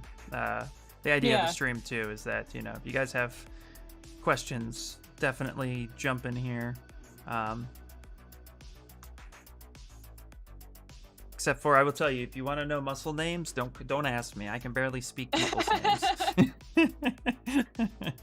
Thank you so much. I'm following along, and I'm working on a Trico model. Nice. Heck yeah, dude. Martin, buddy. When is there going to be an anatomy wrap? Oh. Let me hit up the Animaniacs. Did they do something like that? I feel like they could have easily done something like that. You're good with muscle names. Why is it called the forearm if we don't have a 1 through 3 arm? I mean, maybe this is... They're out of order, but maybe like 1 arm, 2 arm, and then the hand is 3 arm, and then this is 4 arm? I don't know. Well, it's definitely not spelled the way for numerical. I know the basic muscle names, that's for sure, but like, you know, I just learned things like gluteus extensor minimus. carpi radialis longus. Why do you do that to me, Oh, I'm just reading it off a diagram. I don't even know which one it's pointing at. I was watching because I'm trying to get into shape, and I'm actually like getting more and more into health and fitness, and like I'm looking at I'm like doing like researching bodybuilding videos to get an idea of like if I'm doing things right or wrong, and you know, also too following the fun stupid drama that is male fitness, which believe it or not is crazy. If you guys want like stupidity fitness drama that makes no sense, just go to YouTube and type in Natty or Not, and you'll like hit the gold of just crazy drama. Unnecessary, but it's also very informative if you're like wanting to know about like, you know, how common steroids are, which apparently are pretty fucking common in kids as much as it is adults. In kids? Yeah, they said that back in 1999 to 2003, like they would say that 40% of teenagers ranging between 14 and 19 would have at least tried steroids. Now they're saying that that age range is 1 in 6 kids are on steroids. Because how easy it is to get SARMs, TRT, HRT, how easy it is to get these drugs, and it's and with there's some studies that showcase like the body transformations in Hollywood, because people look at these movie stars and look at these, you know, actors as, you know, as influences, that they want to attain that same type of transformation, where these guys are not only paid to live that lifestyle, but they're also like, you know, they're provided a lot of resources that might be out of our price range as normal day-to-day humans. So they were saying that that's part of the the rise in the epidemic of steroid use, and I actually I can see that. So anyway, it's crazy, but I started going back to anatomy. Some of these bodybuilders that are really good at describing this stuff actually do cover the muscle names. So I'm actually starting to hear the names of these muscles more, and I find that very fascinating. So I'm trying to pay attention a little bit more so I can identify them, but not to like name them off like I'm some cool dude who's like, oh, you know, this the gluteus maximus and the gluteus minimus. Not that, you know, but just more of like, okay, that's what that muscle is. Got it. So More path omega. Gotta fix that extensor hallucis longus muscle, and I'm like, okay. carpial radialis longus is actually shown in the stream. Woo! There we go. Actually read the chat history. Good reaction, Death. No, absolutely. I think the reaction on Death was really good. He's colored it dark blue underneath the green strip coming from the side of the upper arm. Oh, this purple one? It's right here.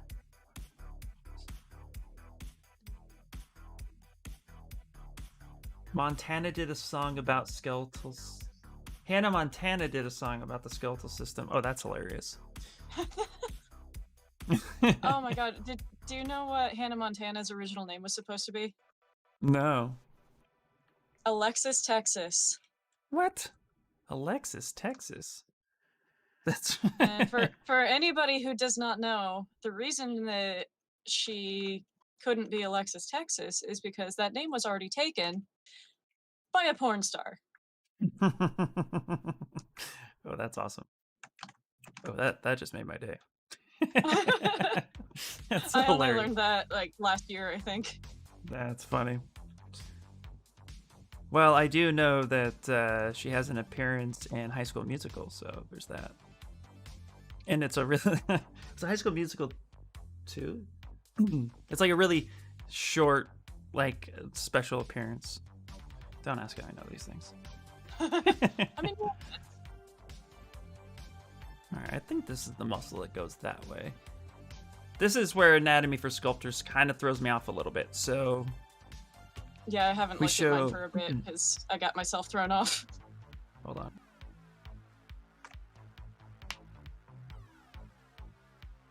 Trying not to blow everybody's ears out. My throat's been a little. Trying to drink some more water. But right here, we look at the Anatomy for Sculptors reference. It shows a couple. It shows the views and the grips for arm pronation. So,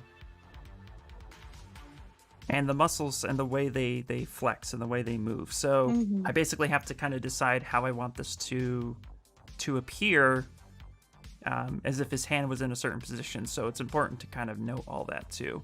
And there's a lot of underlining muscles too that come around that I need to like kind of cover up. So trying to keep that all in Now, mind. another interesting thing about working on a female arm is, yes, she has all those muscles. They're all going to be in the same places as a man, but they're going to be different proportions. But Yep. for women, you typically don't see a lot of the muscle definition like you do on men. So even the super muscular, strong women that do weightlifting and such are still going to be softer forms than a man. Yep. So it's like I'm getting the forms in there and then I have to soften everything. Yeah. And that's just because typically, you know, women don't have the testosterone to build that. I actually had this conversation with my daughter the other day because she's working out now. She's 13. Oh, nice. And so, you know, I have a gym that I built in my garage.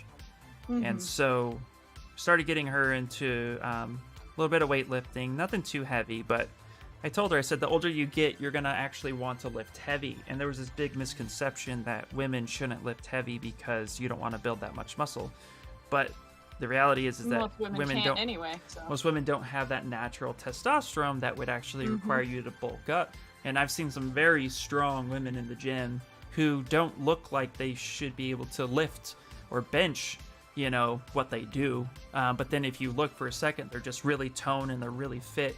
And so, but you're right, they're still soft, and that's something to keep in mind. So I told my daughter, I was like, you know, you know, I don't want you lifting heavy because you're just starting, you're working out, but as you get older, if you get into it more, you know, don't be afraid to increase the weight because you want the workout to Right. be effective, but you Hmm. definitely don't want to hurt yourself either. So there's a balance. But Yeah.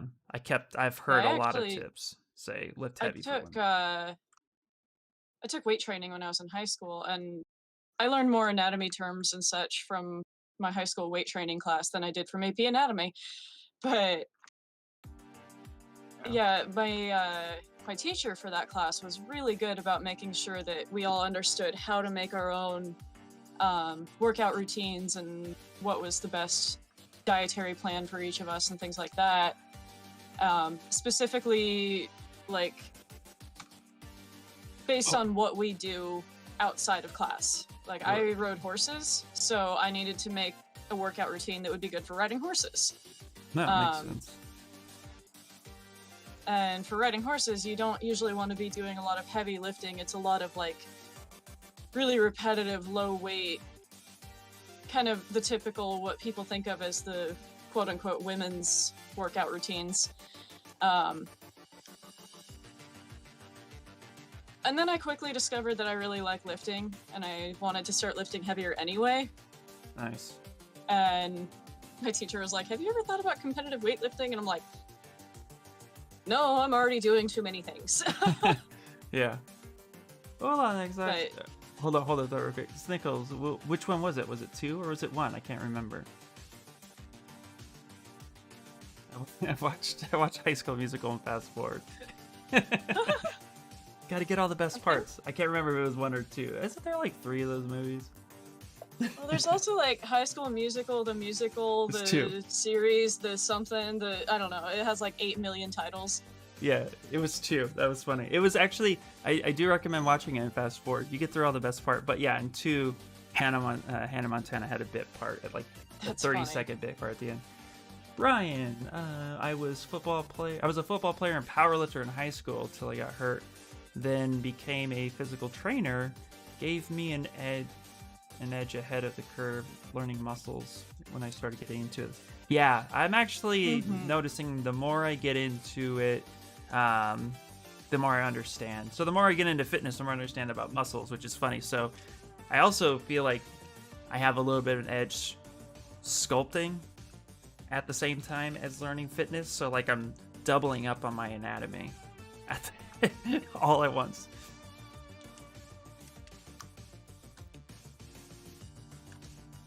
Inspire. They're almost over box modeling. I think booleans are better most of the time. I agree. Ninar!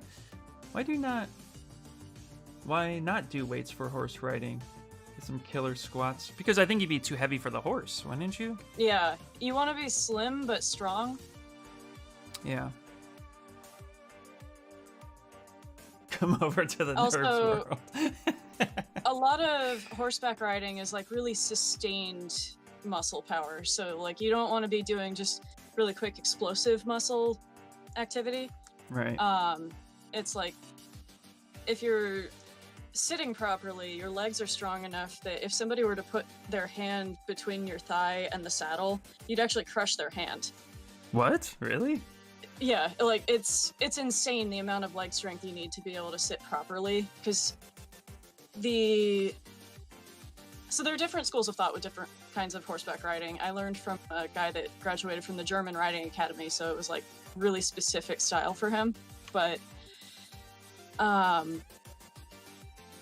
for the German Riding Academy, it was mostly about theoretically, so long as your horse is actually responsive, you should be able to ride a horse completely without saddle, without bridle, nothing. You're just controlling them entirely from your seat. Yeah. So it's a lot of leg power. Yeah. And women are naturally stronger in their legs than men. Mm-hmm. While men are naturally stronger in their upper body, but that doesn't mean you can't fix that. Yeah. Sword I was talking about yesterday, messed around with it. Now it's double-bladed sword warglaive thing. Nice. It's nice. Yeah, wonderful. I have that same book, Strength Training Anatomy. It's a great book. Mm-hmm. Not only, yeah, it shows you exercise, it also shows you the muscle movement, which is great for muscle studies. Is this a Z remeshed object? Not yet. No, this is I'm just using the mesh project, and I'm actually trying to like just kind of lay the muscles down as I see them in the book before I blend it all together. I am getting a little bit of a hard sense the way they've color coded things on how thick or how big some of these muscles are. I am having a little bit of a hard time with that, but not terribly, just a bit. So I'm kind of just slowly taking my time to ensure I got the right amount of. Oh, I just noticed Citizen Max said, impressive. Visiting a physiotherapist, creating my own workout schedule has been really difficult. Do you have some tips? Creating your own workout schedule? Go ahead. Oh, I was going to say, it partly depends a lot on what you're trying to get out of it. Yeah, agreed. Honestly, I'll tell you, the best resource I've been really playing with on YouTube for me has been watching buff dudes. And they've been really good. There's also another guy. His voice is annoying as shit. I'm going to tell you right now. He's super annoying, but he's right. And his name is Greg Doucette. He was an IB. Oh, I know of him. Yeah, IP. Yeah, he was a professional bodybuilding. IP. Is it EE or F? I can't remember. But he was a pro bodybuilder, natural for about 15 years. And then he was openly, then he went open enhanced, meaning he would talk about it clearly and called out a lot of people, their bullshit. Hence the drama I was talking about earlier. Yeah. Great information for like how to target muscles. But I bought the Buff Dudes superhero workout plan, which is like a $40 book. Oh, nice. It's really good, but it basically gives you everything you need to know, including nutrition, including starting stages. If you're new to bodybuilding, best thing to do is start with a 5x5 split, which means 5 sets, 5 reps. You lift heavy. It's all compound movements with a few isolations, and that helps you get the results that you're looking for relatively quickly while learning the exercises all at the same time. I've been on that for about 6 weeks, and I've learned so much in a short period of time with just doing that I would advise doing that. So look up like 5x5 split, and then just research some good YouTubers who can showcase how to do the exercise. Mm-hmm. That's what I would say. It's what I've been doing. I found Greg Doucette from, I don't even know how I ended up on this rabbit hole, but somehow I ended up falling down a rabbit hole of watching a bunch of YouTubers that, let's say they're problematic overweight YouTubers. Yes. Names. I think anybody who has been in that circle of YouTube already knows who I'm talking about, but I know I who you're ended talking up about. watching, yeah, there's 2 in particular that are especially bad, but somehow I ended up watching Obese to Beast from those, and then he mentioned Greg Doucette, and I was like, what's this? And like Obese to Beast is more kind of in the middle. Like he talks about his journey in weight loss, and he talks about what he personally does. Yeah. But he tries not to give anybody any specific advice because he's not a nutritionist. He's not a coach of any kind. But he will direct you to people that are helpful. And I think that's great. You know, again, you got to be able to say what you can and can't do and be okay with that. Yeah. It's YouTube is crazy right now. Fitness drama is real. Oh my god. And then there's like the health at every size movement, and it's crazy how much drama there is just in the fitness. Oh yeah, well that's because too, I mean, I could tell you right now, and I could say this openly and with the most confidence, it's because there's this curtain that's pulled over people's eyes that basically says, these guys can do it, so can you. When there's a lot of things that play a factor, including genetics, which, you know, which took me a long time to learn what the hell they meant by that. You know?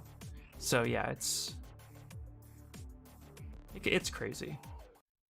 Yeah, Ninar, just type in natty or not, Greg, and have fun. You'll know, you'll pop up. He's a Canadian. His voice is high pitched. He's super shredded. He's super ripped. He's like 45 years old.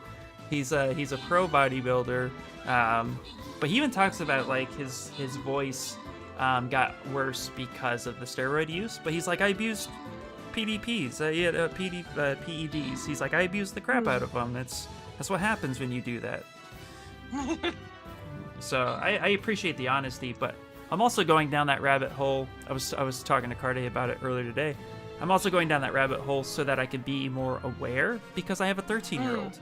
And if the statistics are true, I want to be able to talk to my kids about PEDs and that sort of stuff, you know, like marijuana talk, all that stuff is coming eventually, but you know, there are more drugs than just marijuana, meth, heroin, cocaine. Yeah. Like there's a bunch there that, you know, are equally as dangerous but not talked about.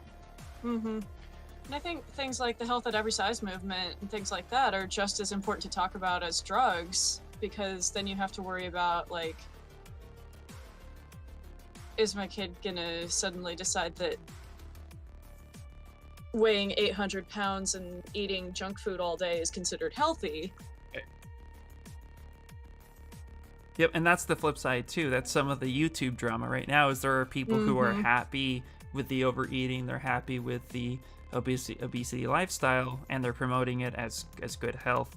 But then there's like, also, if you're okay with being overweight and you want to eat McDonald's for every meal, cool, more power to you. Yeah, do But you, exactly. Don't claim that it's healthy and then give people a hard time when they try to lose weight. Right. Which is something that is going on right now, and I hate that. Yeah. Okay, I think I'm at a point with mine that the way some of the muscles are overlapping, like there's, I don't know what it's called, but there's one that kind of wraps around up from elbow to across the forearm. I think I need to actually merge my shapes. Next Knox, the internet is crazy right now. Every niche is loaded with drama. It really is. Yeah. Friggin' Canadians, Nichols, exactly. He's not a problematic YouTuber. Some of his opinions are pretty harsh, but Greg Doucette is an overall good resource for health and fitness and exercising. But everybody has their opinion. It's not all right. And maybe for me, it's never like, you can be against somebody who embraces the obesity lifestyle. There's nothing wrong with having that opinion. It's how you approach that opinion that might be a problem. And I think that is something that a good amount of people just don't talk about. So, Citizen Max says, maybe just doing exercises is already good enough because my goal is recovery, but it feels difficult without setting proper goals, like 3 sets of 15 with 5K dumbbells. Yeah, I don't really know how to help with like a specific routine, because it's a very personal, like, everybody's routine is going to be a little different. What works for one person might not work for the next. Exactly. What works for one person's goals might not work for the next. Yep. But yeah, if you feel like you need specific reps and weight goals and such, I would try to look into, like, if you can do some research on what your specific goals might be and what other people recommend for doing that. Like, do you want to have low weight and a lot of reps? Do you want to have high weight and doing maxing every day? Probably not that, but no, probably not that. But yeah, you definitely have to have a goal in mind.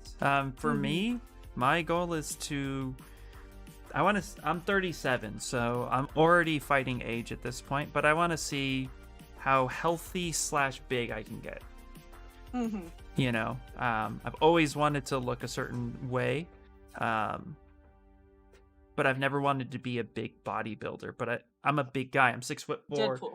I currently weigh about 210. Yeah, actually, I would say a mix between what Chris Evans and Ryan Reynolds looks like in their prime. I would be happy with that. Oh, got another hydrate. So if we had to get a most common, we had to get a common body type, those seem to be more what I'd be going for. But I just want to be fit and I just want to feel good. Mm-hmm. That's where I lie. I miss lifting. I haven't been able to go lifting in a long time because of the pandemic. My workout right now, honestly, is Beat Saber, and it's been great because Hell it is a yeah. decent full body workout, and it's cardio, and it's fun. Right? That's what matters. Mm-hmm. Yeah, if I'm not having fun with it, I'm not going to keep up with it. No, yeah, and that makes sense. That's definitely where it's at. YouTuber Adam Beat Duff Saber. is a great resource for artist health, lifestyle stability. Nice. That name sounds familiar. I think I might have come across him before.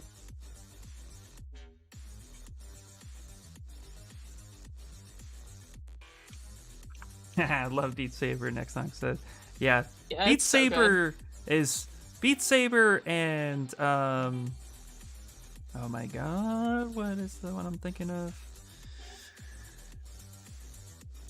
I had it there once. There was a Robo like shooter game that was fun. That's actually, you know what, Nick Snux? The you know which one I'm talking about? Robo Recall. There it is. That one. Oh, I've heard of that one. That one's fun. I have a short list of VR games I need to try. So far, I've only tried Beat Saber. So I have a Quest, just the original Quest 1, that's on loan to me from the game studio I've been working for. Because we're working in VR. Nice. So far, all I've done with it is I played the tutorial for like 20 minutes. I was just throwing paper airplanes, and it was really entertaining. And then I downloaded Beat Saber. Yeah. That's it. Oh, and I That's did it. plug it into my computer to play our game a little bit, but I've mostly only played Beat Saber. All right. Well, definitely check out Robo Recall. There's also I think it was There's something about Valkyrie, Echo. which was really cool. People Valkyrie keep recommending Echo something, Echo, I don't know, but Half-Life is great. Half-Life Alyx, yeah. I saw, oh my god, I forget his name. Somebody that pops into my chat every once in a while. Dallas Mad Hatter. He was playing that the other day. Nice. Echo Arena. Oh, nice. Last year my ulnar nerve entrapment was so bad I couldn't sleep because of the pain in my hand. Ooh, it's not fun.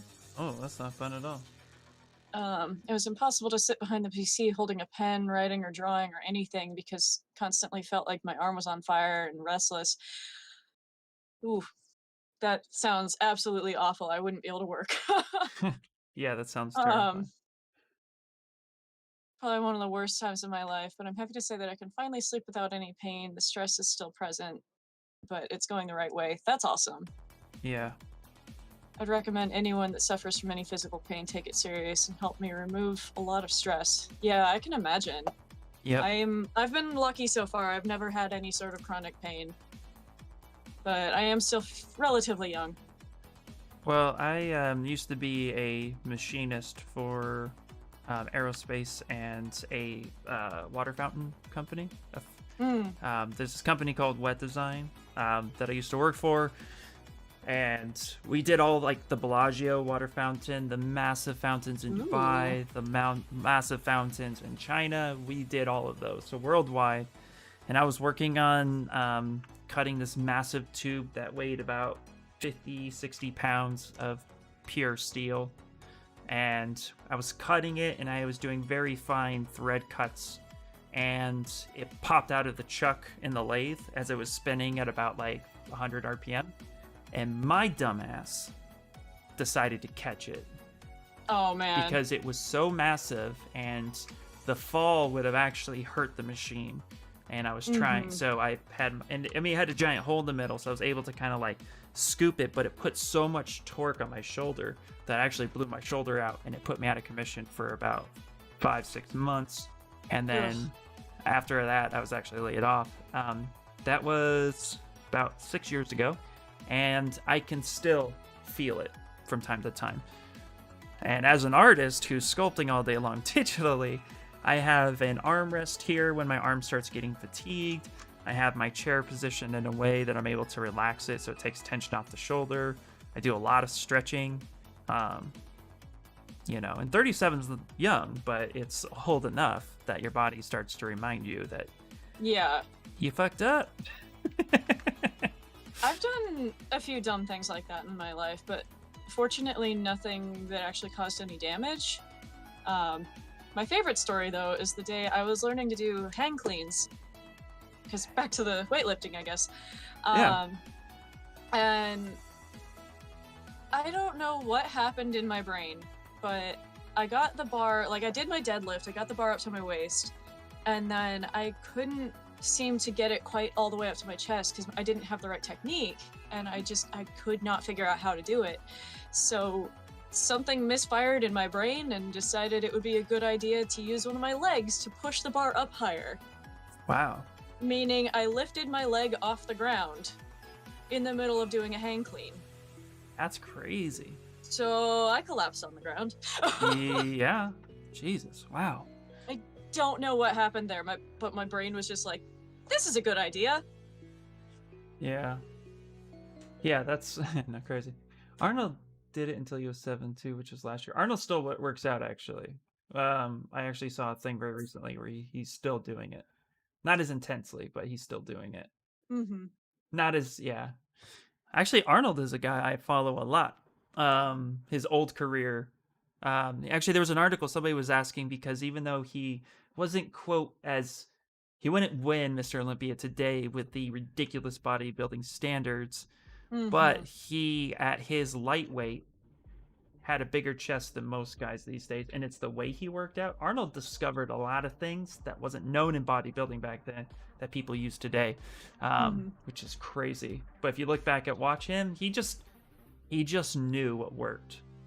It's funny, he just had that intuition. Yeah, it blows me away too, Next Knox. That was like 6 years ago that I worked there. Time flies, buddy. Okay. I had another job where, oh, go ahead. I was gonna say real quick. So I duplicated my subtool because I'm getting ready to actually blend this together. Nice. I did not duplicate mine, but I started blending. Nice. But I should have duplicated. Yeah, I tend to duplicate a lot. I usually do.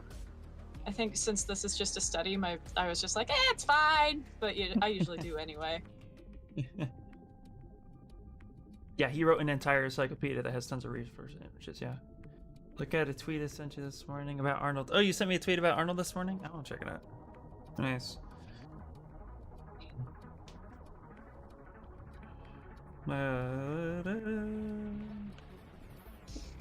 Citizen Mac, I'm 26, but it suddenly felt like I was 46 and having my body break down. Oh, man.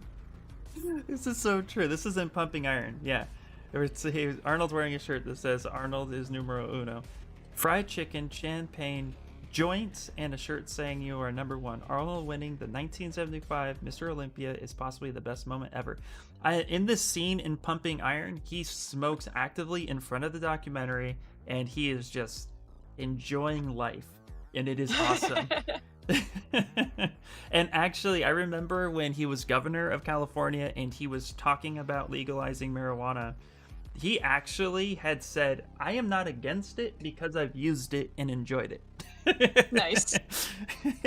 And that's what he was referring to. Maybe that's why my mom didn't like him so much. She actively disliked him. And I'm like, but why?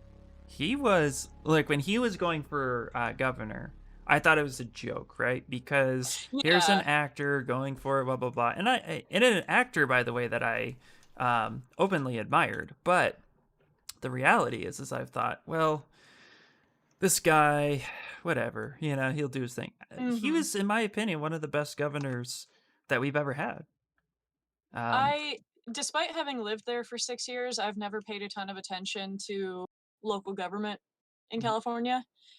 But from what I know, I would agree. Yeah. No, it was just good. Mm-hmm.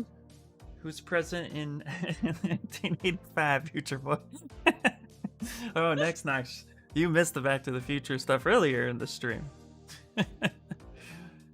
Oh, that's awesome. I love Back to the Future. Yep. The actor?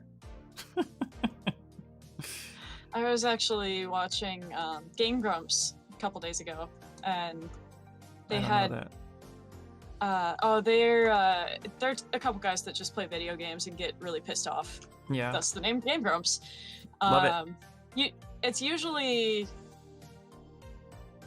most of the games they play tend to be from like 80s or 90s, a little bit into the early 2000s. They don't play a lot of recent games, but sometimes they do.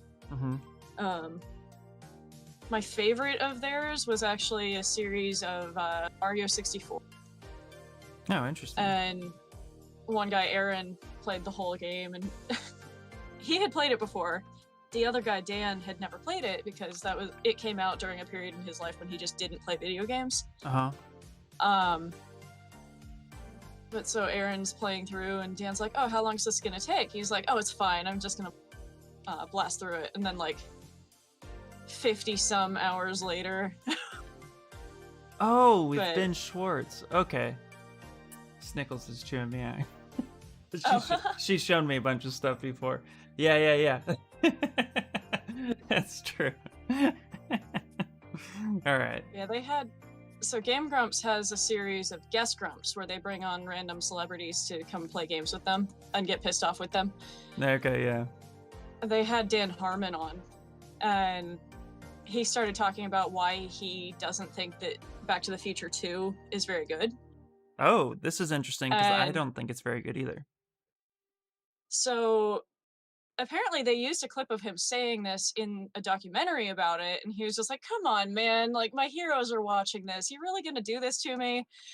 But anyway, his point was that Back to the Future, the first one, was groundbreaking, and it's just such a great movie, and it's a popcorn movie. It's fun, it's adventure, it's a new thing, and it's just put together so almost perfectly. And then the second one comes out, and it's almost like fanfic of the first one because it's the same formula. And it's like you wouldn't even necessarily understand why the second one is great if you haven't seen the first one. Ah, okay. Interesting. But I mean, it's just bad writing, though. Yeah, he says that too. Like, you know, that's why he says it's a fanfic. Yeah, because I mean, Back to the Future originally wasn't meant to be a trilogy at all. It wasn't even meant to have a sequel. It was originally meant to just, you know, kind of conclude, and that's it. So there is a take out there. That they ended up changing that last minute and pushing that through. So, then they went with the second one. I'm surprised that the second one triggered a third because, again, I don't think the second one feels rushed. It feels like they felt like they had to do something. Although the second one does really showcase kind of a Trump future. Yeah, well, and it was also at the time. A lot of the futuristic depictions we had were like Blade Runner, and really like everything's gritty and dirty, and it's raining all the time. And as the Game Grumps were saying, the Back to the Future was really sleek and corporate, which is a lot more similar to what we actually got. Yeah. Yep. Cardi says Crispin Glover, weird though he is, had a great point about rewarding the McFlys with wealth at the end of the original. He also has the reason you can't hire a lookalike for sequels. He sued over the use of his likeness in one. Yeah.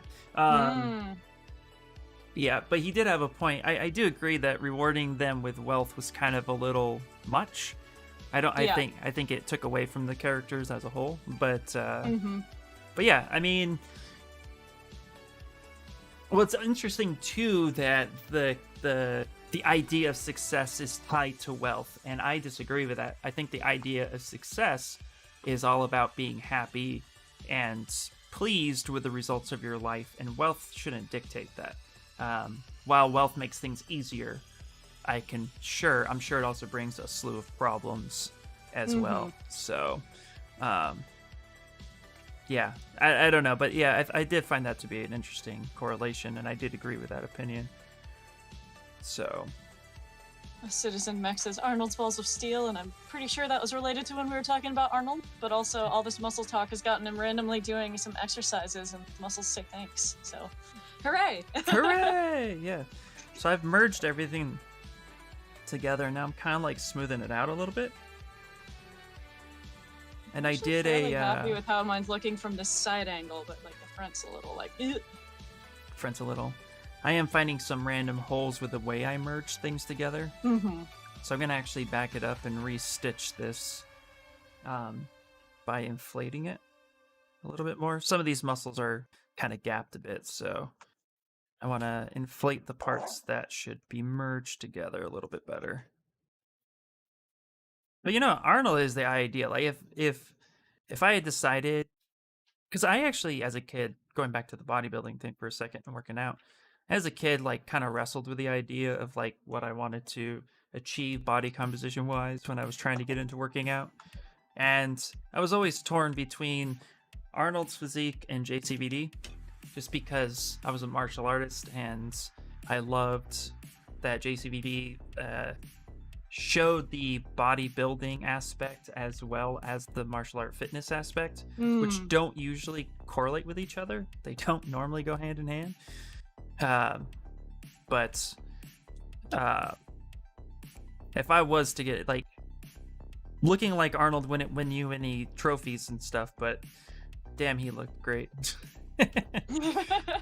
He set the standard, and that's what's really cool about it.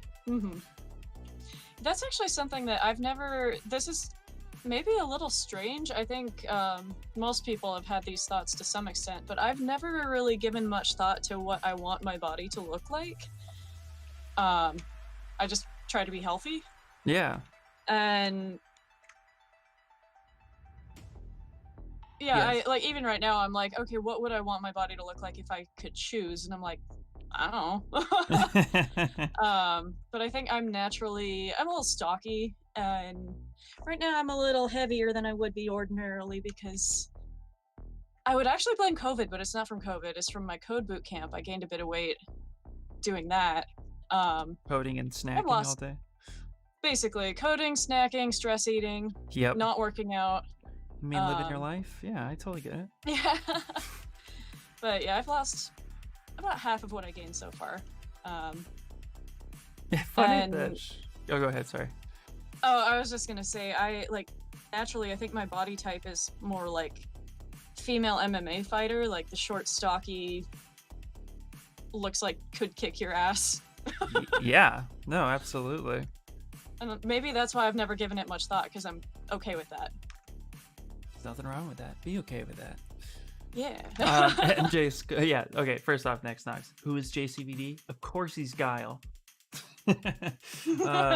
Funny thing is that Sean Connery was Mr. Universe before Arnold. Yep. Actually, what's interesting too about the fitness community as a whole is watching some of the people talk about bodybuilding today, and there's a lot of conversation that is showcasing how the classic bodybuilder look, which is a division, is actually becoming more and more it's becoming more and more recognizable, and because it's so appealing, more people want to look at that.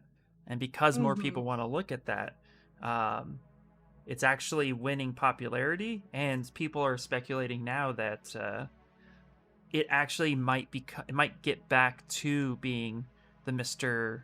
Olympia standard, just because of how people are just kind of grossed out by the monstrosity of these beasts at like near 300 pounds of craziness. But the bubble gut is actually a phenomenon that people are kind of grossed out by. It's very interesting. But yeah, it's crazy. I never looked at getting strong, but I'm pretty strong naturally. But since the long-term injury I've aim to keep functioning properly without injury. That seems like a good goal to me. It does, yeah, absolutely. I also realized here, real quick, speaking of muscles, I actually did the tricep wrong, so I'm gonna correct it. I'm gonna go to brush, and I'm gonna go Got to... a little weirdness going on with my bicep here that I've been trying to correct without making her all angular again. When you go to build characters, do you lean more towards female characters or male characters? Or do you not have a preference? I don't really have a preference, but I think I've just kind of defaulted to doing more female.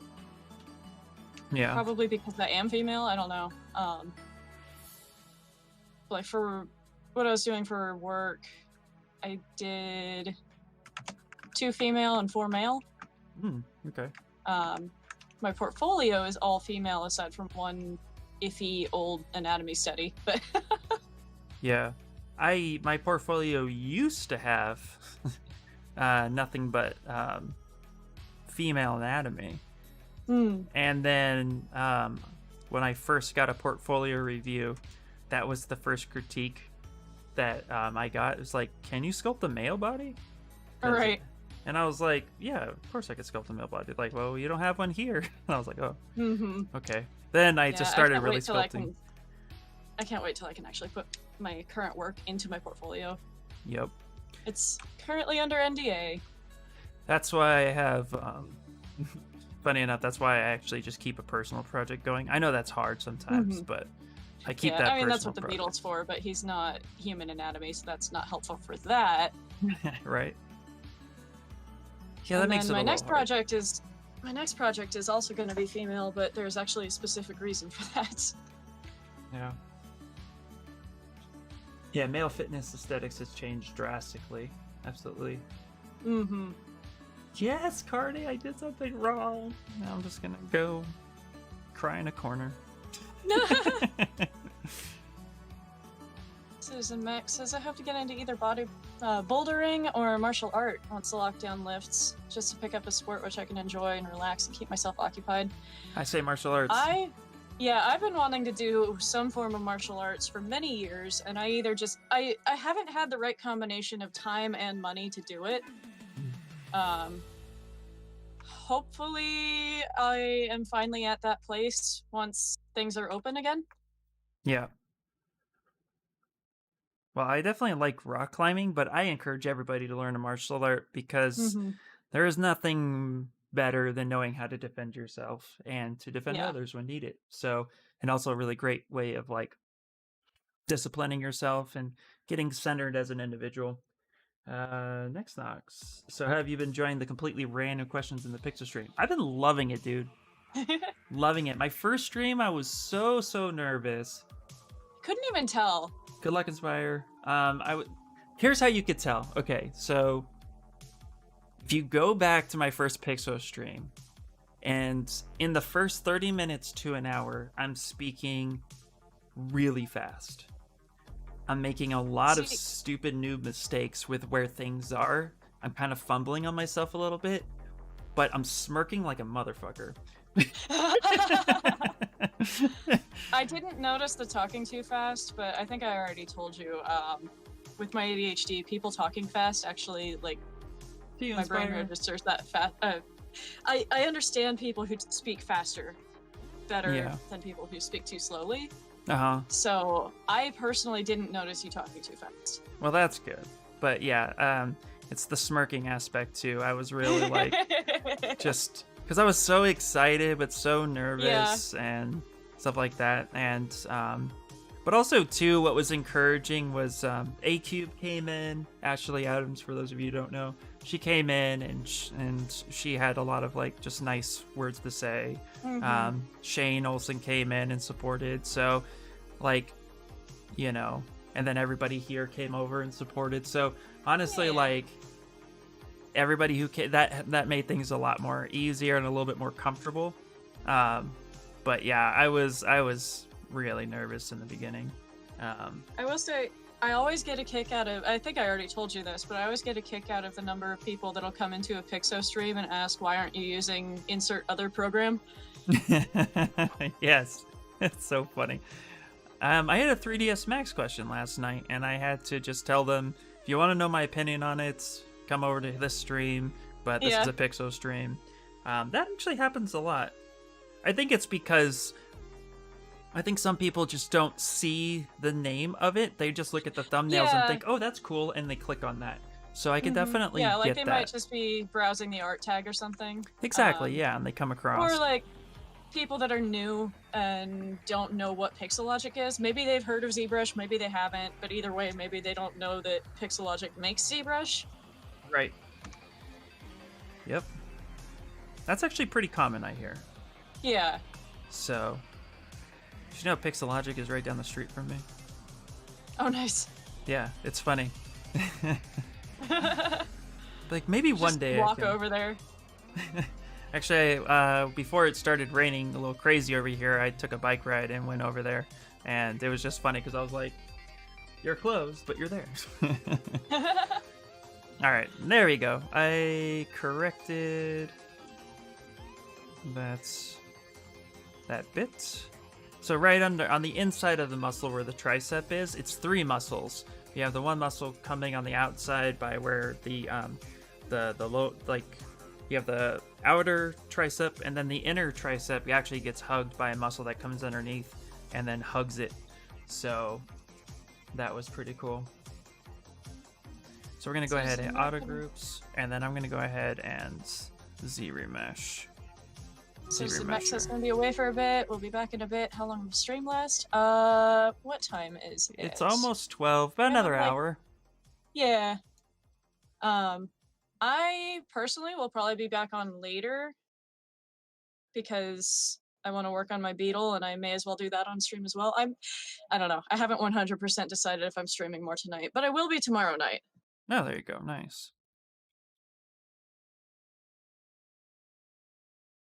I think it partly depends on whether Living Vertex feels like streaming tonight. Oh, cool. Yeah, it's always... I enjoy streaming by myself, but I also really enjoyed streaming with other people, because the main reason I started doing it was for the social aspect. Right, so... yeah. That's actually why I kept doing it, was because I get to hang out and chat with people. Mm-hmm. So, and actually this is a cool bonus, being able to stream with somebody and have a conversation going, but still be working on the same thing. Right. Yeah, was a nice bike ride. All right. So... Oh, I gotta hydrate. Hydrate! Okay, now that I got this thing going on right here, I'm actually gonna delete my older one so I have the right muscle structure.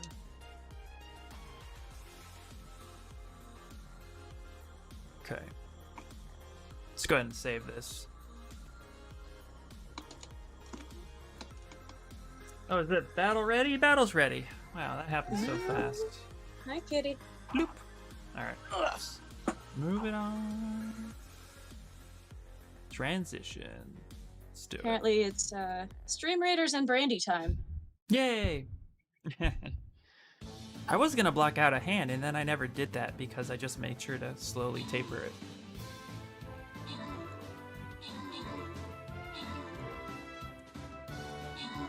I might block out a fist, because I feel like the arm I made, with the way the muscles are tensed, it looks like she's making a fist. So I might just block one out at the end there. I'm gonna just cut it off and have it just cut off. Yeah, there we go, there we go. Hey, Carde, there you are. You got your money. Okay. Okay. Hey, gotta run. One second. I want to see what he said. Did my Trico work in progress in your art channel? If you'd like to see, I would love to see. Here, real quick, before you run. Real quick, very quick, very quick. Let's move this over. Here. Did I transition it real fast? Come here. Artwork. Oh, cool. Nice, dude. Nice.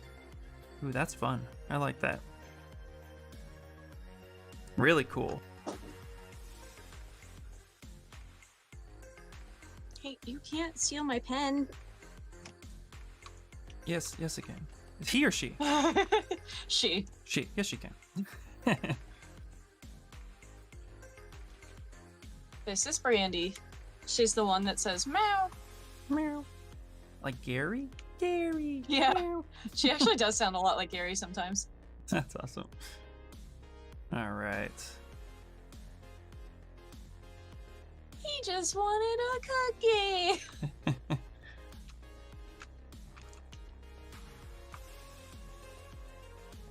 All right. All right. It's my daughter banging pots. Okay. Let's actually kind of push that part in there a little bit. Next thought we were talking about imbibing Brandy. Oh. Nah, Oh. the kitty in my lap. Kitty. There we go. Okay. I'm watching so much SpongeBob. All right. So now that I got this kind of arm going on here, I'm gonna check my proportions real quick. So I'm actually going to. Are you see leaving, something. kitty? Let's pull up. What are you doing? I want to check my proportions, so I'm gonna go with arm. Let's go male arm. Just gotta look it up real quick. 'Cause I guess I'm doing a male arm. I'm just doing an arm. I didn't really care.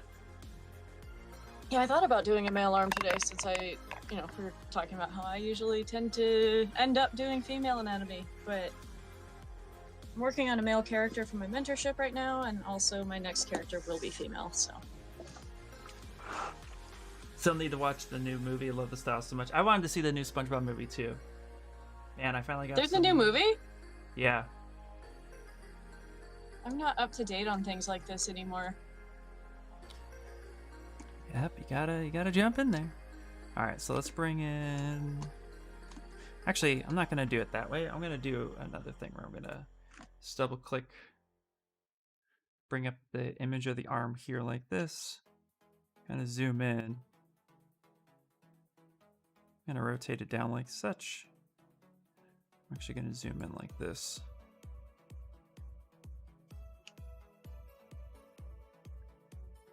Something like that. I'm going to put it behind, and I'm actually going to use the see-through option. I'm just checking proportions. So make sure the elbow lines up. And it's definitely a little off, I think. Yeah, it's a little off. So I'm going to grab this section right here, soften this. Actually gonna bring that up a bit. I think the whole thing just kind of needs to be stretched a bit. Yeah, that's a lot better. Okay, great. Yeah, I'm really just looking for the main shape. Again, I know it's the opposite side, but that see-through option is really cool. Mm-hmm. Actually, I'm gonna do that right now myself. Well, Yeah, that's. guess I need to make you not always on top. No, yeah, with Pure Riff, I know I have that one there. Yeah. What is the for Paramount Plus? Not sure. They better have Top Gun 2 though. I've been dying to see that movie. I keep forgetting that happened too. Yep. Yeah, since I've been using Topo Gun so much lately, a lot of people are like, Top Gun? What? And you say yes. Mhm. Duh.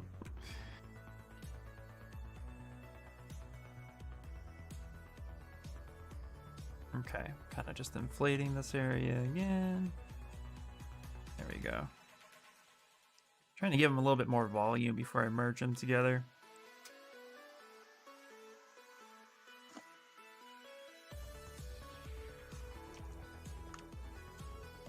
Check out the style of the new SpongeBob movie if you haven't.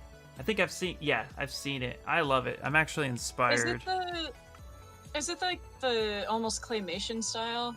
Yeah, it's cool. Okay, I have seen that. Yeah. Yeah, I like it. But it's more polished.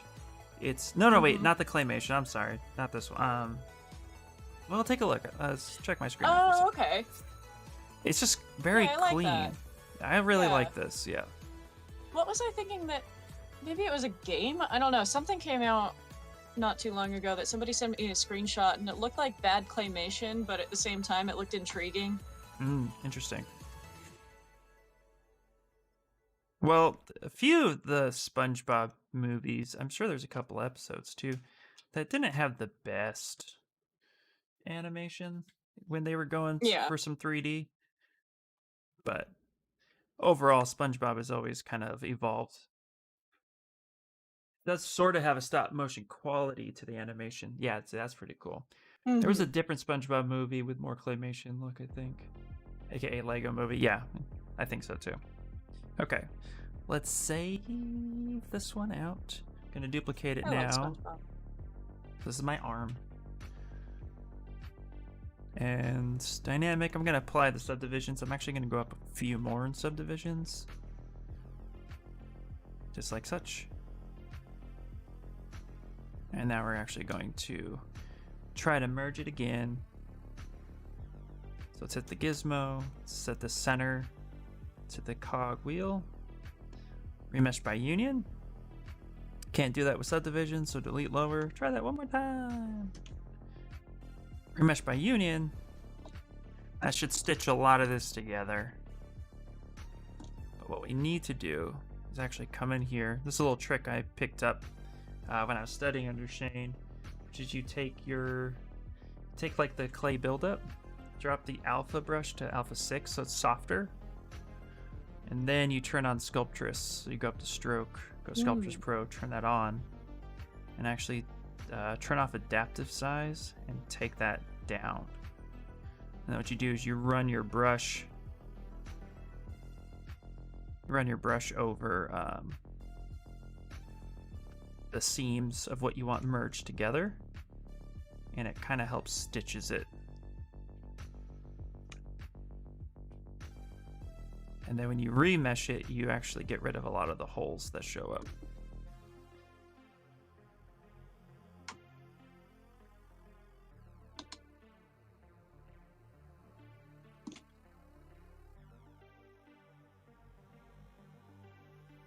You also just do a low intensity, you don't have to go crazy with it.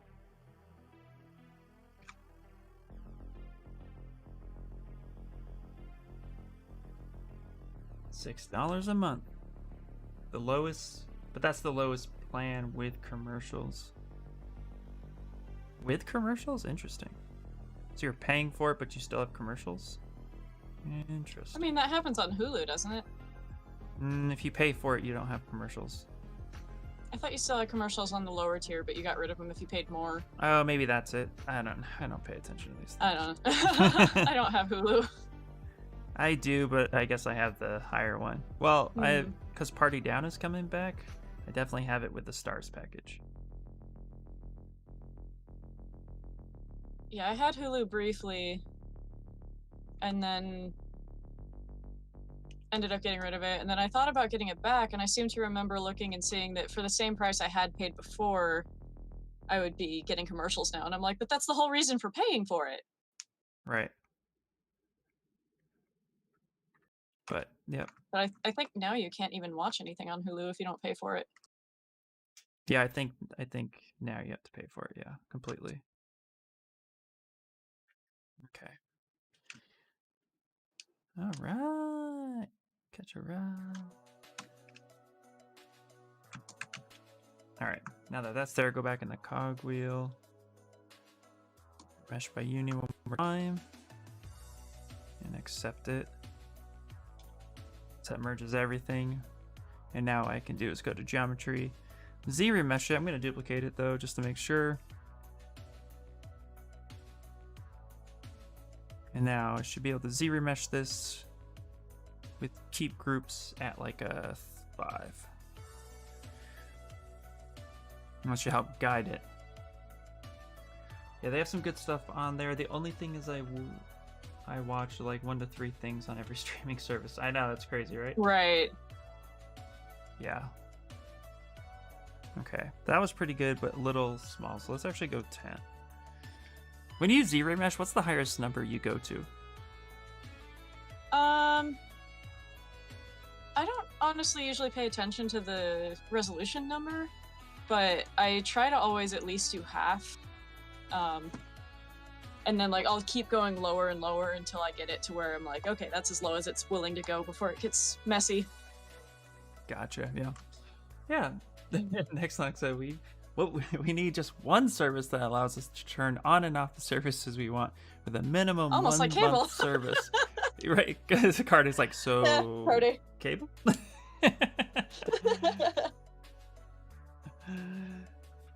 Cable's what you want. Okay, that was a funny response and an appropriate one Right. too. All right. We sort of come full circle. Yeah, absolutely. Kind of, yeah. Yeah, I mean, the only reason people stopped getting cable packages was because the cable companies were charging so much. Yeah, And it's like, why am I going to pay hundreds of dollars for something that I can get, like, all I actually want from Netflix for like $15? yep. But now everything's been split up into so many services that it's like, oh, well then. Yeah, exactly. All right. Here's most of my arm. It's actually not too shabby. Start detail. Now I'm going to start using some of these lines and actually identifying some of these areas with subdivisions. So I'm going to apply, get some decent subdivisions. And I'm going to use clay tubes now to kind of give that skin feel. I love clay tubes. Netflix started enforcing login restrictions. Yeah, I bet they started doing that because there are so many other streaming services. People are canceling Netflix and now they're losing money. Yeah. I find it funny when companies decide to, quote, like, enforce the thing that they know that's what everybody's doing, but they want to, like, enforce that now. And it's like, no, guys. Really pay attention here. You're successful because you let us share. Yeah. But, you know. Okay. I'm actually getting some geometry fight here, so let's go to Z plugin. Fight! Okay, right. I'm gonna go point one. I'm gonna Dynamesh this together actually, and then I'm gonna put it all in one group, so I can finish sketching out the detail and kind of smooth out areas I want, and build up bones, other stuff. The only problem with Restream chat is that if you scroll back on some of the chat and it starts doing new comments, you have to hit this button, so I have to refresh and it loses some of the comments, and I freaking hate that. It's my only complaint with Restream.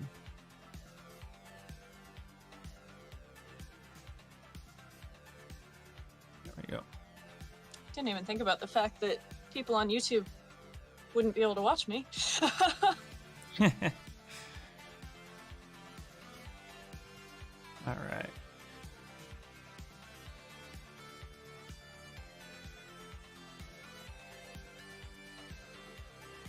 Yeah, I was actually having some issues with, so I did the see-through thing. I wanted to check my proportions and realized I had some things off, so I nudged everything a little bit, and then in the process of doing so, I turned things a little, what I call marshmallowy. So now I'm kind of rebuilding forms that I liked before, but now I don't. Right? Yeah. Hey, Unlurk! Yay! Welcome back, Neenar! All right. What are you doing, like working and stuff? Close. I know, right? Okay.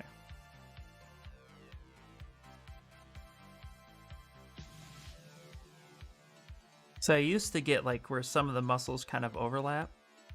especially on when it's a little bit more defined on men.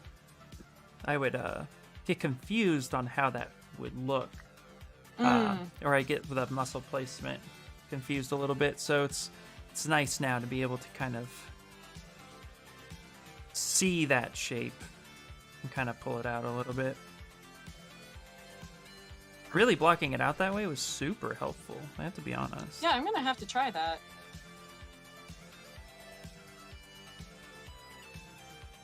I'm not sure if it'll be as useful for hands, because there's so many tendons and whatnot going on in hands, but maybe, I don't know. Oh, I'm not But gonna I will- try that in hands. No. Yeah, I'm definitely gonna try that on the legs though. Yeah. On hands, I have a very specific way of blocking out hands. Although I'm always interested in trying a new method, but hands, I feel like I have a good method that works. I just need to practice making them better. Studios found a way to cut out the middleman. That was the cable company. Yep, really has been. They had done show for sure. All right, clay tubes. There we go. Also, kind of just seeing how. Now here, what I need to do, now that I'm done looking at the forms, what I need to do is actually pull up a new research. So I'm going to go bodybuilder arm. Yeah, the trick is not getting one that's flexing. But to kind of see how the skin lays on top of the arm. Okay, maybe... Oh, here we go. Actually, this is pretty decent here. It's a good, decent arm to look at. Kind of see how the muscles, how the skin lays on top of it. That makes a lot of difference. So too, I keep making this mistake where I make the bicep bulgy when it's not flexed. That's inaccurate.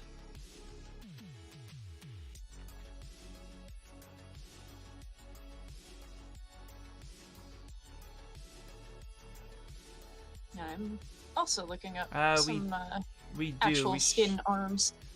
We shared that link before. Yeah. So yeah, it's that one right there. Or that one. Actually, yeah, let me post that again in my chat. Either of those work. There's, for people new to the multi-stream link, on the left-hand side, there's different layout options, so you can move us around, figure out who you want to put where, how you want to have the chats laid out. Layout 4 lets you see both screens and both chats at the same time, so that's, I personally like that one. Yeah, that's pretty cool. And there it is. Okay. So yeah, for anybody that's in my chat and has not seen the link, because I didn't turn my bot on, shame on me, there's our multi-stream link. Alright, yeah. I had shared it a couple times and then I just stopped doing it. Yeah. I'm usually really good about remembering to turn Nightbot back on, because for some reason I have to wake it up every time I stream.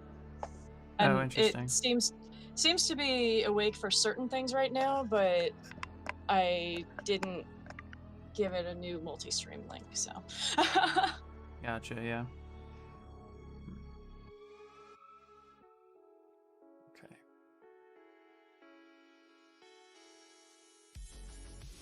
There we go.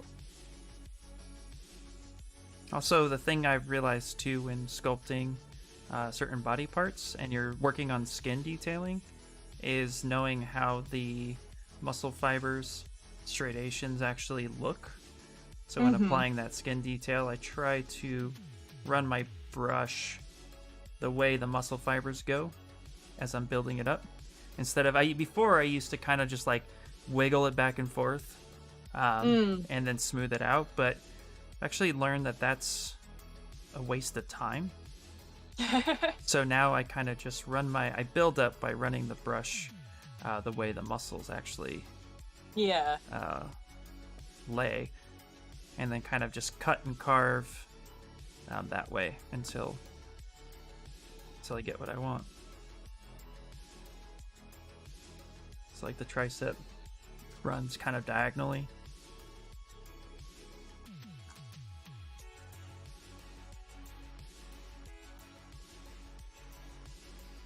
To jump off for a bit. The amount of progress you made since I left is awesome. Thank you so much.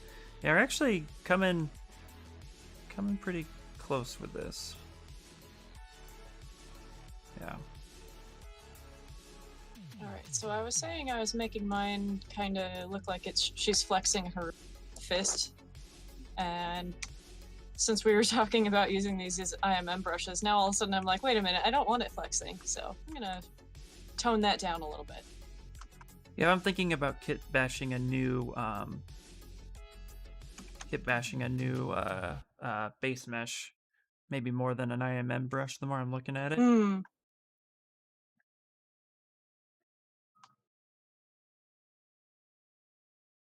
But either way, this is looking pretty cool. I'm actually going to mask off his deltoid here so I can bring this up a little bit.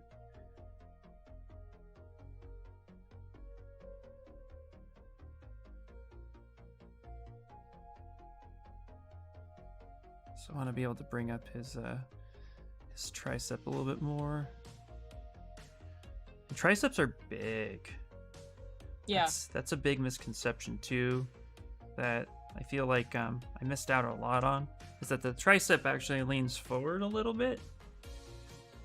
It's like kind of rounding forward, but it's pretty massive. It takes up a third of the arm typically. Nice mat cap you're using. Yeah, it's so it came with a bunch of them.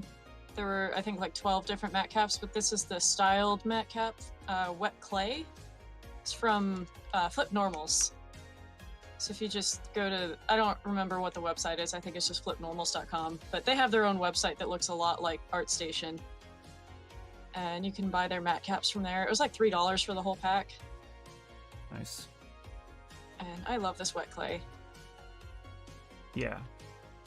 Flip Normals has some great stuff. They were actually the first people I came across on YouTube for learning sculpting. But I think they might have been my first two, actually. But I'll be honest, I was definitely turned off by them a little bit because I wasn't sure how to learn. And they're pretty... get kind of... I don't know the best way to put this. But like, to me, they're aggressive about a certain thing and a certain way of doing things. Yeah, they're almost a little bit elitist. Like, you have to do it this way. Yeah, that's the word I'm looking for. Thank you. Yeah, I agree. It's like, you have to or else. And it's like, whoa, whoa, whoa, whoa. Mm-hmm. No, and like, they used to be very vehemently against Blender. Yeah. And it was like, no, you can't use Blender if you want to get into the industry. But more recently, they put out a new video that they're like, maybe we were wrong. Right? Yeah. Well, that's because, like, you know, like anything, Blender's kind of proven to be a competitor. But I don't think Blender's going to be as relevant in the industry for a little while longer, because the problem that big companies want is support for their software, and Blender doesn't offer that. The day Blender does, watch out. That's when I think Blender will really hit relevance.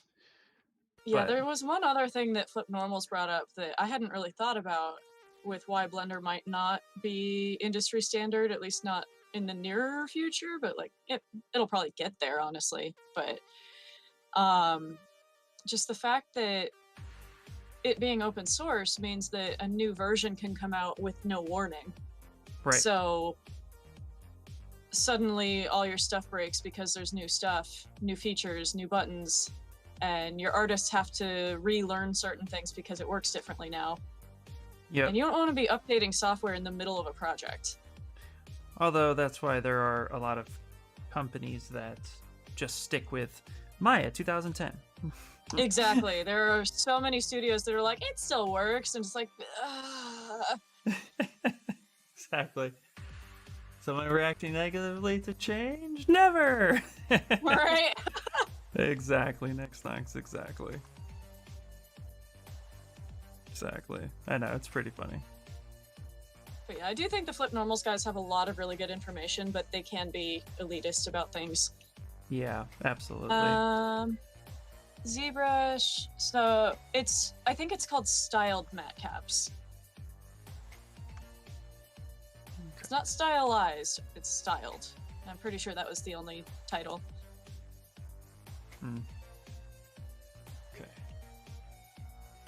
Now I'm gonna go ahead and actually take this forearm and bring that in a little bit. It's funny how much arc a forearm has when it gets to the wrist.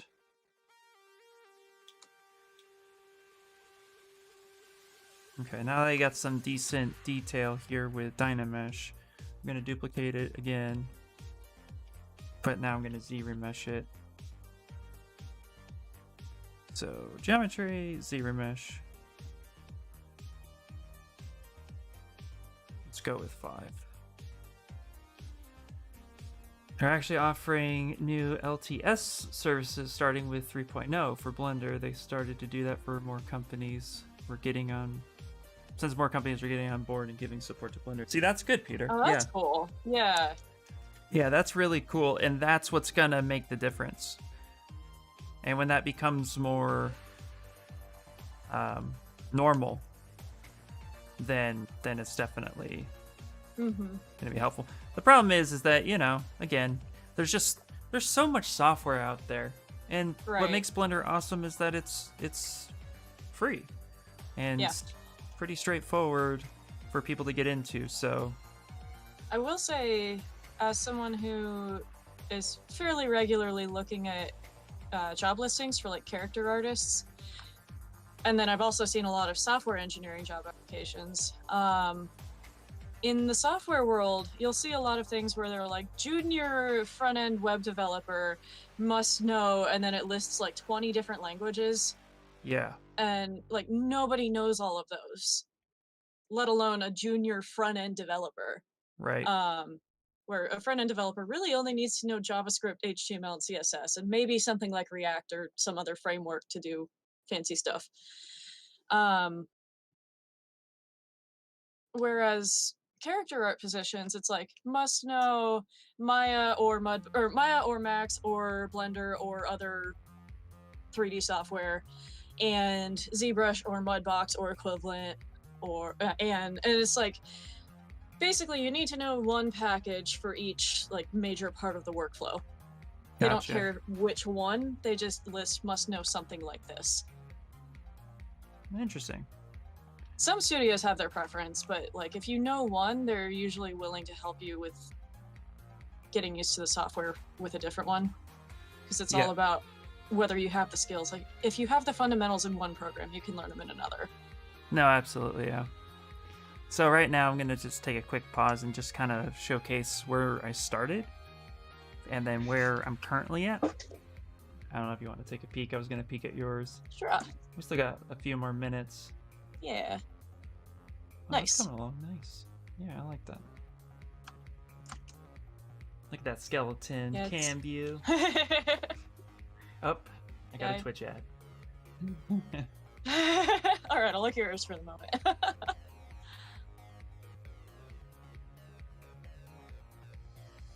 Yeah, mine got a little marshmallowy. I think I'm mostly back to not being a marshmallow blob, but it is okay. I got 10 seconds left on your screen before you let me peek. ZBro is great materials, by the way. Oh, I got another one. 30 seconds. Jesus. Okay. Ooh, battle's ready. That's perfect timing. Great. Nice. We'll have time Battle to do first, one more. and then my ad will be gone. Yeah, we'll have time to do one more Stream Raiders, guys, and then that will be that. Slow that down for a little bit.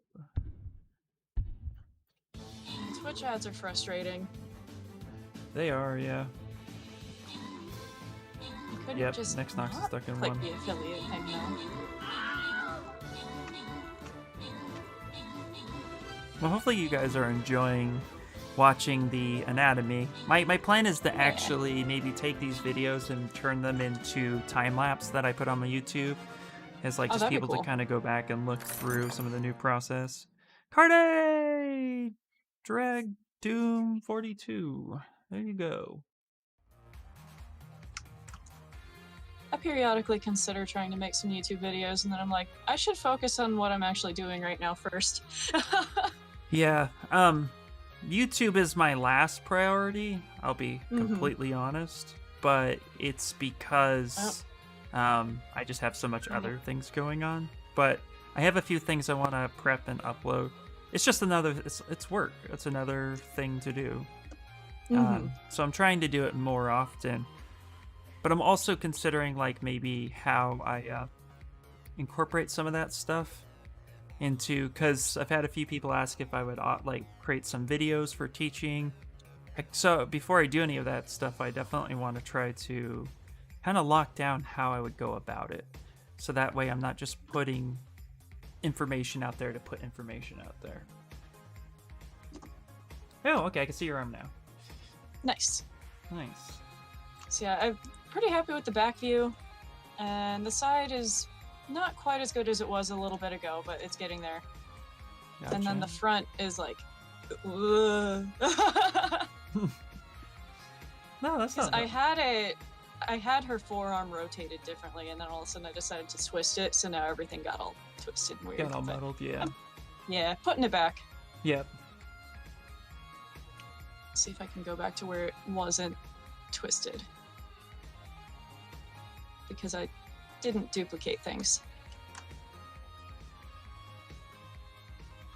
So in the middle of blocking things out in this stage, but yeah, the forms look a little better. Don't know why your arm doesn't convince me. I suppose because it's like an anime style. I'm not quite sure why it doesn't convince you. Betox 94, but it's not any style more. It's a little bit pushed a little bit more towards realism, but it's not texture for realism, and it's not really sculpted 100% towards it. But it's also an arm standing by itself, which sometimes is a little weird to look at. You're used to seeing an arm with a chest attached, and what you're looking at with the deltoid here is that this deltoid muscle actually sits on top, but then the chest muscle actually peeks across too, which I don't have. So it does look a little weird, kind of standing on its own, but getting all the different shapes, all the different plane changes, etc., etc. But if you have any tips, I'm all ears. I think it can also look a little weird when looking at like a really beefy muscular arm, when most people don't typically know people with arms like that in real life. That's true, yeah. Could easily soften it up too and take it to like a lower level. But also too, looking at maybe where this muscle connects on the, I could probably actually blend this part together here, because this is actually where the bone is going to be. But yeah.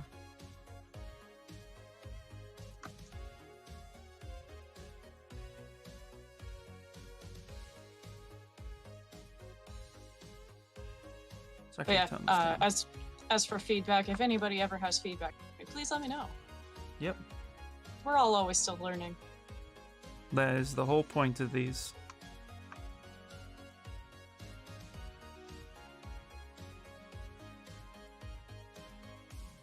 Yep. Also going to go ahead and hit dynamic subdivision and apply, so I can actually get just a little bit more of the muscle striations happening here. Start carving in some of the details, because I am going for a little bit more muscular.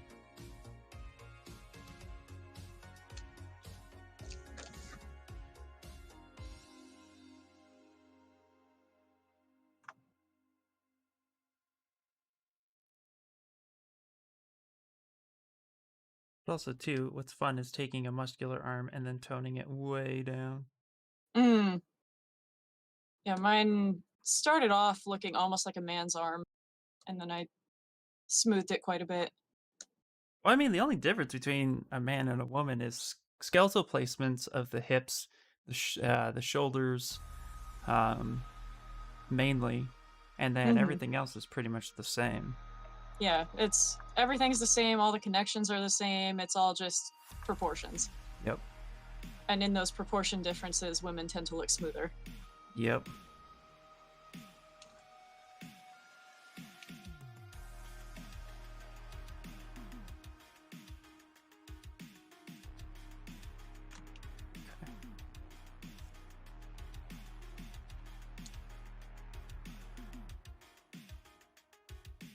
Oh, I understand. I guess I'm used to seeing Russian accrochets, and their anatomy is a little bit more geometric, and Okay. let's say their shape is a little clearer. If you have an example, I would love to see an example of what you're referencing.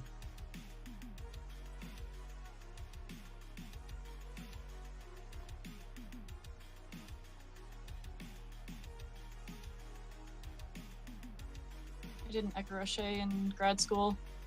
Yeah, So much fun. I've It never was done a an traditionally sculpted écrochet.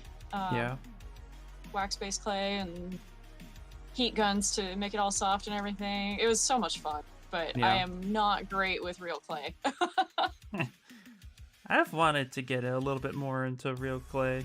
I think it'd be fun. Mm-hmm. I would love to do more of it, but I definitely do not have the space for it right now. No, neither do I. That's definitely a factor for sure. I need to figure out whether or not I can make space for my printer. Right? So I think I'll have to rearrange my desk setup so that I can put it right next to the window. Because the window right now, the portion of it that opens is directly behind my monitor. Uh huh. So I think I would want the printer basically where my monitor is right now. Ooh, yeah, that makes So I'll sense. have to like move the desk over and rotate 90 degrees and rearrange my whole living space. That would be kind of. But you'd have a printer, so you know. Yeah. I also like rearranging furniture once in a while. Yeah. Change it up. I like to do that too. So I'm going to start coming in and adding some of these muscle striations and fibers. It's also too, so here's that inner part right here. Actually has a good, it's that bicep, it has that line right there. You're allergic to Slubby's oil allergic to clays. oil clay. No, Yeah. that's okay. Water clay is really cool too. Slobby, have you worked with Monster Clay? Is that oil based? Maybe that's oil Is Monster based. clay the green stuff? Yeah. Could also be red, from what I've seen. Yeah, we use red oil-based clay for the écrochets. I don't know if it was a specific brand or anything. But we had to pay a lab fee for that class, and it was basically the quote-unquote lab fee was $50 for a lump of clay. Oh, interesting. That's really interesting. Realistically, it was $50 for access to a giant lump of clay that we all worked off of. Monster Clay is fun. It feels oily, but I don't know what it is. I do know that it's not. You can't harden it. Sorry, my neighborhood's loud. I think there's a lot of people that use it because you can use it for multiple things. Less allergic. I'm less allergic to it. Okay. Okay. I'm like, I'm not sure what Chevant is, but okay. I understand the rest of that. I think is Shavant a type of clay? Maybe that's what it is. Might be. I'm not well versed in clay types. Me neither. Okay. I'm actually gonna duplicate this real quick. Send this to the center. Oops, I'm gonna try something here too. I'm kind of gonna elongate it, kind of scale it down a little bit.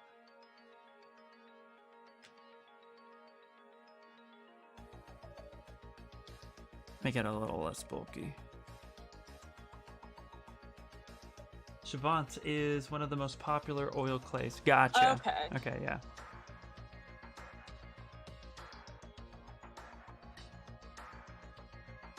Okay. Now I definitely need to add the elbow right here, which is the final part. I think part of the fun of oil clay in general is just that even if it hardens, it's never fully cured, so if you reheat it, it'll soften back up. So we had heat guns to warm things up. Gotcha. Like periodically microwave a big lump of clay. Yeah, that sounds like fun. It smelled really good too. Has a really distinct oily clay smell. Ah. Just smells like art supplies. There's nothing wrong with art supplies. Mm-hmm. Okay, there's that muscle that goes right here. There's this muscle that goes right here. Now, this is the part where I talk to myself. I do that a lot. This arm is relatively straight, the way I sculpted it. But now I'm working in subdivisions, so...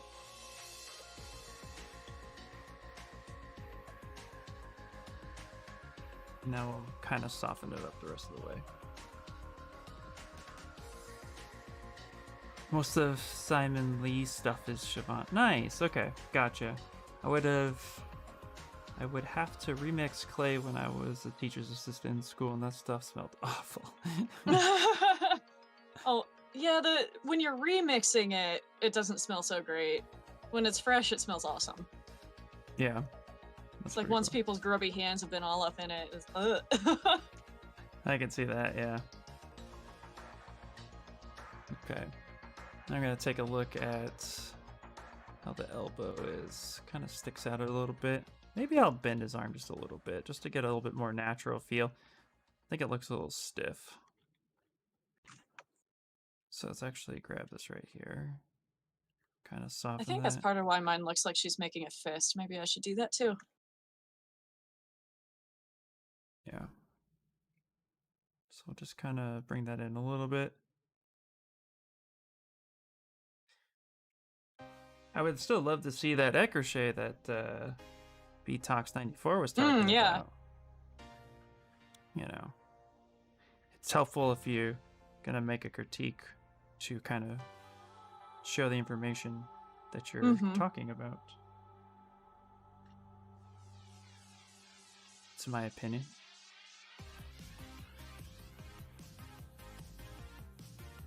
Yeah, visuals are always helpful in visual art. I think so, yeah. It's the water and everything that just makes the clay smell nasty after a while. But when it's all mixed back together, it's so much better. Yeah. I thankfully never had to do the remixing myself, but there were a couple TAs for that class that had to do it, and I was definitely there when they did it. It was not a great smell. Yeah.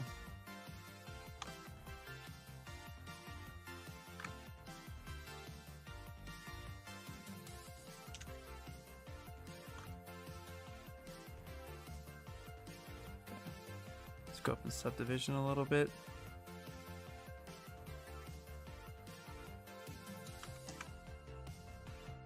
Oh yeah, that helps so much. Just the slightest bend in her elbow. Right, yeah. I did the same thing, and I think it looks a lot better.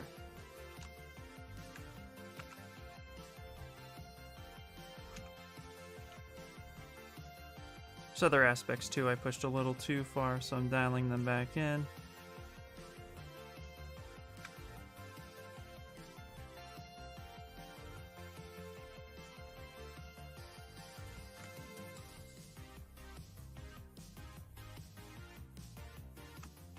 It's nice to do some sculpting when I've been doing so much retopology last week.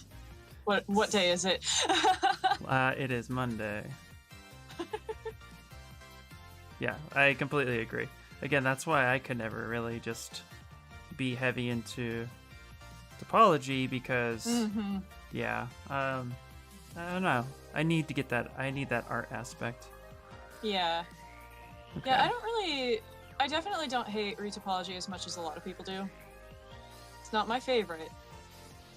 I'm not the best at it. I'm trying to get better. Right. But it's like I need to have some sculpting time between my retopology sessions because otherwise I'm just like I don't think anybody really loves it. I think what it boils down to is that it, for me, it is all about like, if I spend too much time doing super technical things, I get anxious. And I can feel myself. Like when I was a graphic designer in the film industry, when I'd have to fill out paperwork, like, because we knew, like, let's say medical charts, for example, we're going to fill out medical charts, all the documents, and I have a script next to me telling me different things to put in there, especially if it's script specific. And then I would be there for 3 hours filling out paperwork, and I would just lose my mind, which is just crazy. So, yeah, that's kind of how I feel with my retopologies. Like, yeah.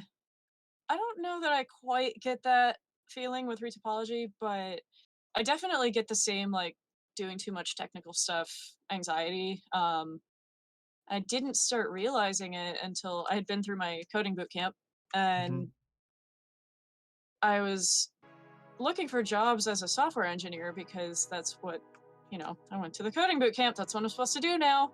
right. And then sort of roundabout accidentally, not so accidentally, fell into the character art job I have now that I'm currently furloughed from, and I'm on fun employment. But anyway, yay, fun employment. Fun employment. Time to focus on getting better at all my art. But yeah, so as I was looking for more and more software engineering jobs, it was like I would be sitting down to practice and doing some technical interview practice and whatnot. I would start to panic. And it's like, there's no one watching me. I'm just sitting here coding, trying to solve a really basic problem, and I'm panicking. What is happening? And kind of realized maybe this is my brain saying, stop, this isn't what you're supposed to be doing. Get back to the art. Yeah, I get that. Yeah. That's how I felt when I was a machinist.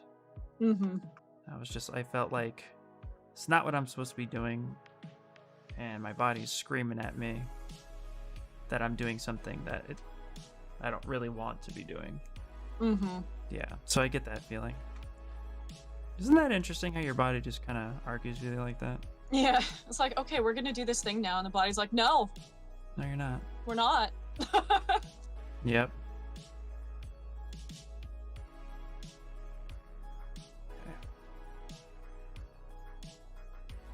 Yeah, I see retopology and UV layout as a means to an end because I love the sculpting and I love the texturing, which is very noticeable from my portfolio review the other day.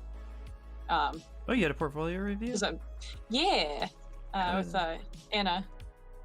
Nice. So yeah, basically she went through everything that's currently in my portfolio. The newest thing in there is 2 years old, so it's a little like, right.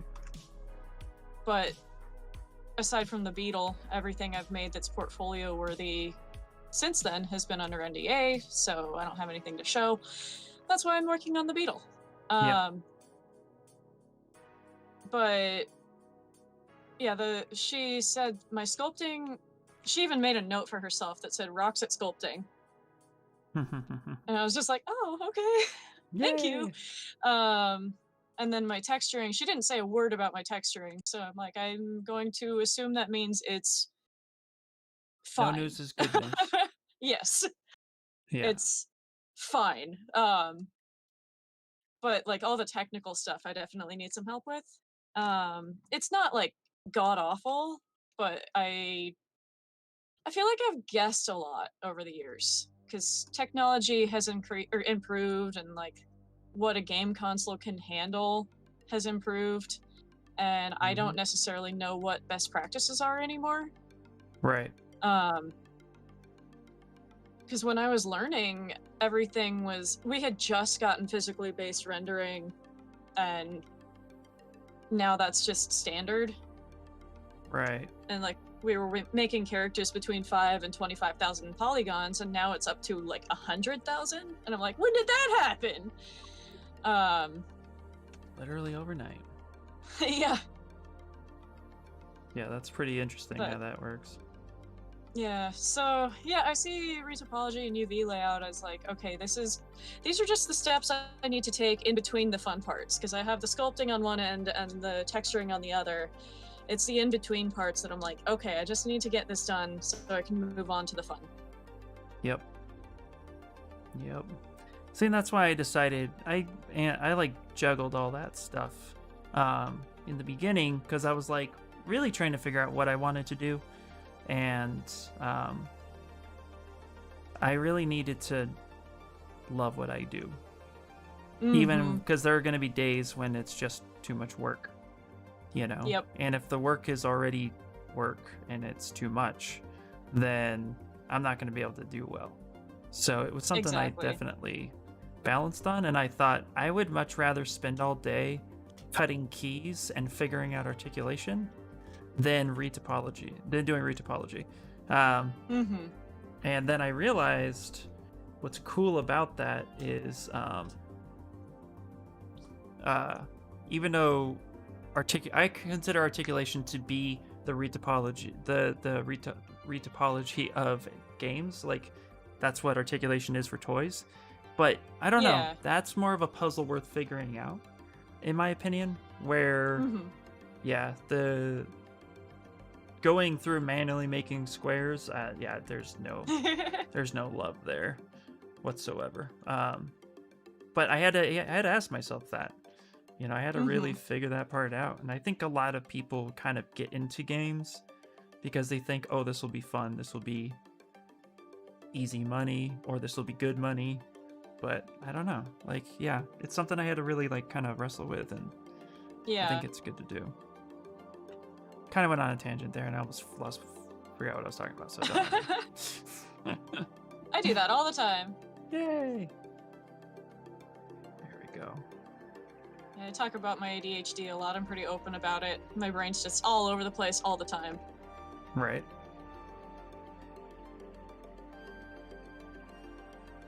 Okay, let's go ahead and save this. Yeah, some people are wired in a way that the work they do as a living has to fulfill them emotionally, creative, and spiritually. Yep, that's how I feel. No, I'm definitely that person. Yep. And I used to be a caricature artist at Six Flags, and I worked for a VC company at the Six Flags parks.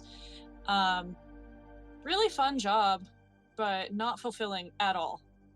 Yeah. And that was one of the reasons, that was actually the main reason I decided I need to escape. Lesser but still very important reason was that I wasn't making a living. Right.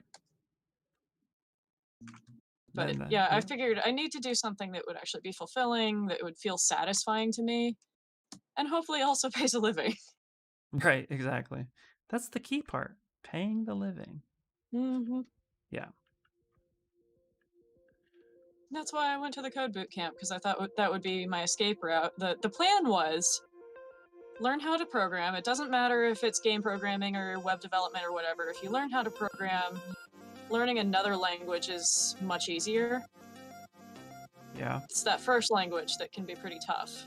So I learned JavaScript and all that, did full stack web development. And then, so the plan from there was supposed to be, I'm going to get a job as a software engineer, and then that'll afford me time and money to actually work on my game portfolio finally, because for the past 6 years I've been working like between 60 and 80 hours a week doing things completely unrelated to my game stuff. Right. So it was like, okay, I need to do something where I have time to work on game art so that I can keep working on trying to get that first industry job. Yeah. And then sort of accidentally ended up getting a game art job while I was looking for software engineering. And yeah, so I skipped a step. Yep, you did. But good for you. I mean, you know, I don't think there is a right way to do something. You know, I'm pure freelance at the moment. You know, that's my job. And that was actually a question that kind of popped up last night in my stream was, you know, why do some artists choose studios and some choose freelance? And for me, I can't speak to those artists, but for me, what I can say is I didn't really choose. Life kind of chose. Like COVID kind of made that a thing. So I have to take freelance because there's not enough studios hiring people. Exactly. But if there's a studio who's looking for artists, I'm like, hey, let me know. But I mean, studios have to kind of freelance their work out anyway. Even if they hire you on, they're still technically doing the freelance approach where they send it to you. So, you know, they have to trust that you're a trustworthy person. So I think there's more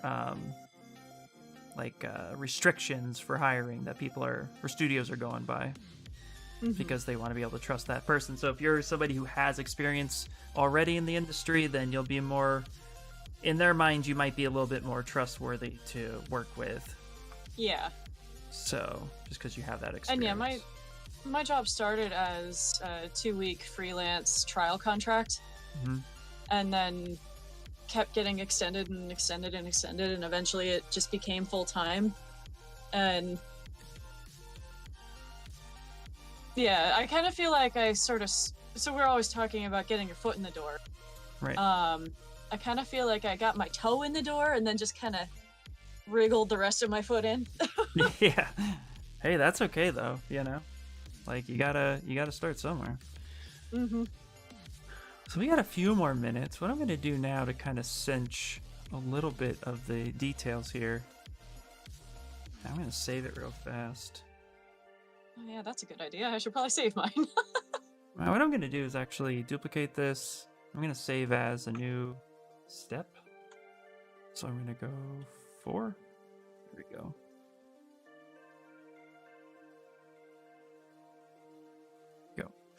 Now I'm going to actually apply some vascularity to the arms because they're even on a skinny person. I was a super skinny person as a kid, but I always had good veins. So that's my example.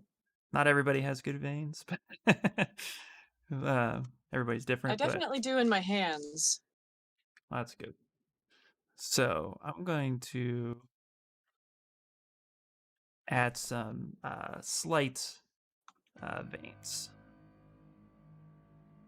So I'm going to turn on lazy mouse. So go to stroke, lazy mouse. Xnox. Trying to pick up Totino's pizza rolls with chopsticks while using my left hand is hard. Indeed, sir. Indeed. Isn't that crazy? Is that a Mad Libs, right?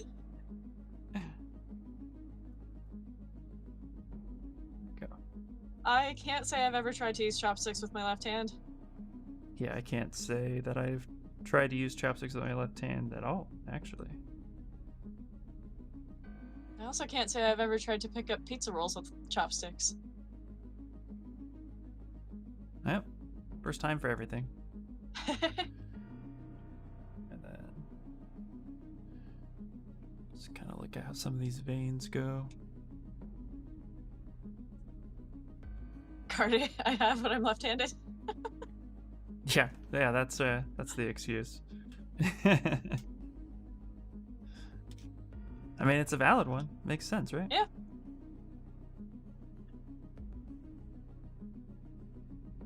I don't want to get my fingers greasy.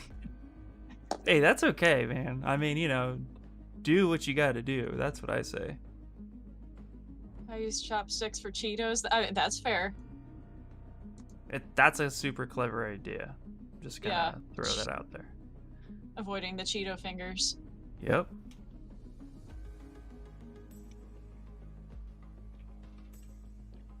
Okay. Okay, so I'm just curious. This is gonna sound kind of like a silly question, but I don't know. Is there an actual structure to veins, or like, I mean, I know like with your arteries and stuff, they're in very specific locations, but is every vein in the human body is it the same from person to person? I think Or do they so the move? starting and ending points are basically the same, but they kind of shift around a little bit. Is that what it is? Drastically, but But they do like move you can around. even, yeah, like if you get your veins showing well on your hand, you can kind of shift them a little bit just with your finger. But overall, they would be consistent, correct? Like Yeah. from one person to the next. I mean, not just the starting. Yeah, like points. everybody. Well, not everybody, because biology is messy and there is no general 100% all the time rule. But in general, the ideal anatomy, everybody has the same veins. They have the same starting and stopping points. They have the same general landmarks, but they might not be in the exact same position. Okay. That makes sense. Yeah, Nexnox says yes, generally they are the same. That makes sense. Like as you flex your arms, you can see them kind of shift a little bit. I can't right now because it's cold in my apartment, so my veins aren't dilated, but Right. Yeah, it was more just like curious. yeah. Alright, I know Stream Raiders is ready, but I'm gonna kind of ignore that for a second. So I'm almost done here, and then we'll do it before we leave. I actually just learned recently that people can have a 10-pack, like instead of 6-pack and 8-pack abs, you can also have a 10-pack. Yeah, I've heard that too, but that's like pure genetics at that point. Like you have to Oh yeah, abs. The number of abs you have is entirely genetic. Yeah. Same with the inserts in your body, the way they sit. Although abs, if you have bad inserts, I learned this watching a fitness video. If you have bad inserts for your abs, you can shift them. So some people have abs where they flex and they look like they're clawed diagonally, but you can flex down and out, and that actually straightens them out even if you have bad inserts. Interesting. Yeah, there was a guy on YouTube who goes by More Plates, More Dates. He's one of those guys that like feeds into the drama a little bit. But that was one of the things he has bad inserts for abs, and that was actually one of the things he was talking about. And I thought that was intriguing. And then there are also the people that have their abs are a little bit offset. Yeah.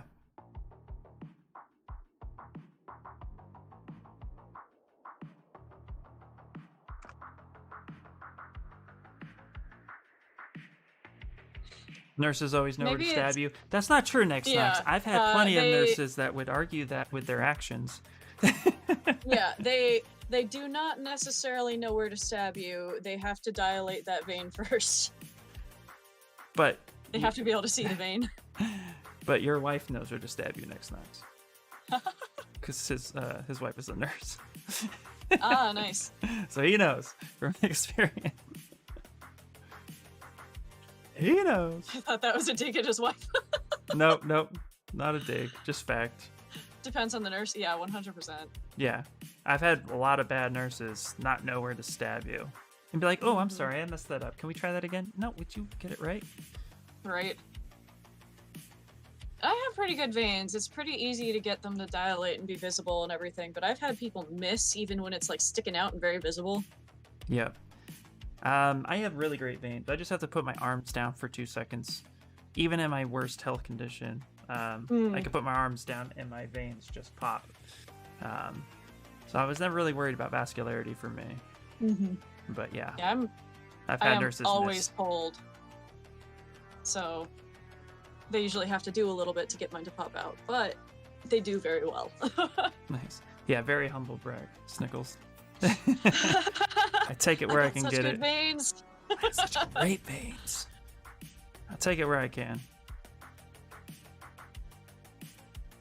All right, well, hopefully this arm is more convincing to that guy who never came back and gave me a... Yeah. Is there a link here? Did he come back with a link? No, he didn't. No, he did not come back with At least a link. not that I saw. If you got a link, I would love to take a look at that, but if not... Carbon. Nurses could never get my veins. Oh, man. That's not fun when they can't find it. Yeah. No, it's not fun when you can't find. I used to donate blood on a regular basis. I haven't since I moved to the East Coast because I just haven't taken the time to find a place to go. But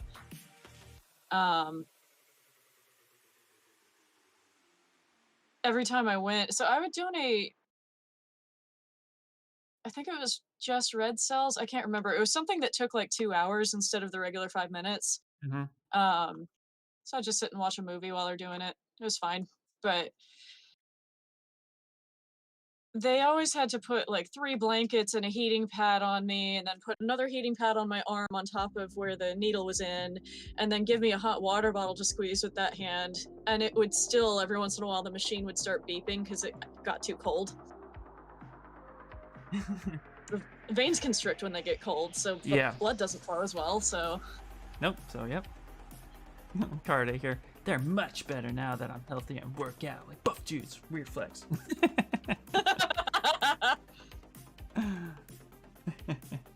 Yeah, that does sound awful, absolutely.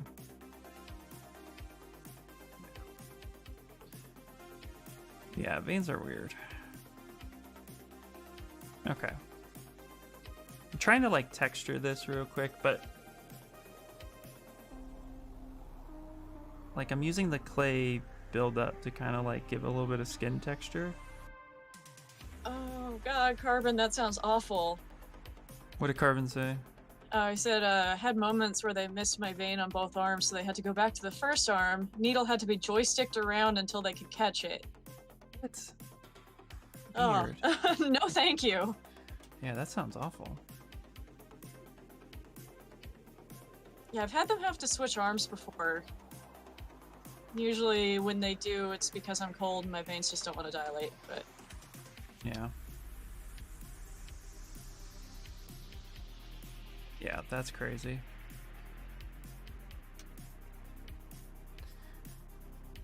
No, it's an issue. I'm also the weirdo, though, that I love watching the needle go in. Oh, no, I love that, too. My son's like that. My son likes to watch the needle go in. And I think that's pretty funny.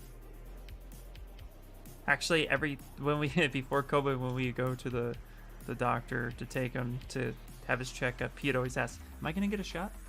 But he would ask because he was like genuinely excited. Like wanted to get one.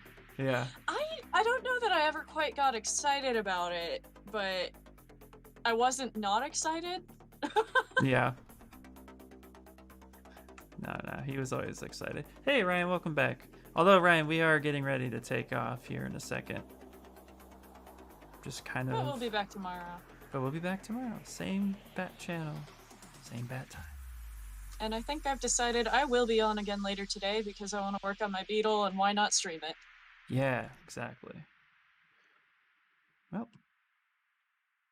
Yeah, my son did giggle when he went in to draw blood. And when the needle went in. That's awesome. That's my kid. Maybe he'll be a doctor someday. Maybe. Let's hope it goes that route. Make me money, son. All right. Actually, real quick, I do want to actually take the clip curve, and I'm actually going to decrease the clip curve by a lot. Maybe half. So I like to clip off certain sections. Mm-hmm. Let me stream the dojo sculpt, but I'm gonna meet the chat if I do. Yeah. Yeah, it would be really hard to actually stream the dojo chat effectively. It's like so many people, and you never know what's gonna be said for one thing. Yeah. The first time I did the sculpt off, I was streaming, but I had them muted, Yeah, I was glad because what was being Yeah. talked about was maybe not Twitch appropriate. Not, Although it's yeah, funny. not Twitch friendly. I Yeah. remember at one point Spicer even saying like, "Oh man, I wonder if he's Right. what's happening over there with him." You have to look away because not because of the needle blood thing for me. It's just like popping a balloon. Ooh, Mm. interesting. Or a Pillsbury biscuit tube. I totally get it. Yeah. Oh man. Those biscuit tubes. They're horrible. Yep. Okay. All right. So this is pretty much. Let's see here. This is pretty much the arm. I'm pretty happy with this arm. I think this might be the best arm I've ever sculpted. You gotta be careful. The subjects can get dicey. Just a little bit, Carmen. Just a little bit. Little bit. Yeah. All right. There is one thing I actually need to correct real quick. I did just see it, and I want to correct it. And that is his bicep right here. This needs to be pulled in a little bit. So you can I actually toned mine down from being super muscular to being a little bit more just toned.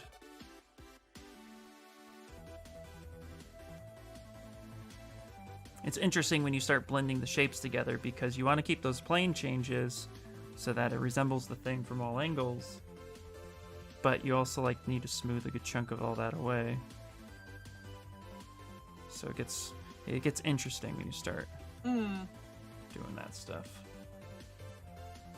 I always draw my clip curve the wrong direction the first time. Always. Me too. Even though there is an indicator, and I tell people that when you start drawing it out, Right. the indicator is where the word is. You Yep. start, yeah, and yeah, I still mess that up every time. And like the gray side is the side that's going to get cut off, and I'm like, I still always do it the wrong time, the wrong direction. Yep. Hey, Dr. A. Day's going well. Doing anatomy, sculpting. Got my arm. Yep. We are getting close to being done for the moment, but I'm going to be back on later working on my beetle, doing some retopology. Cool. I'm gonna do Stream so Raiders probably- real quick. I'll be back in about 2 hours, probably. Anybody wants to come back and join me again? Nice, nice. I'll more than likely be working out at that time, but I might lurk Nice. because I like watching you work. All right. I love watching people work on Twitch. That's like the best thing about it. Just hanging around with other people being productive helps me stay productive. Yep, agreed.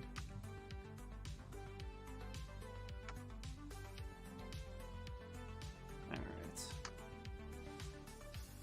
Have you heard of Pope fights in history? I have not. Have you heard of Pope fights? I have not, but I'm I'm curious now. I'm curious, that is for sure. All right. Let's do Stream Raider switch. Let's transition that over. Let's do it. It's the last battle for the day.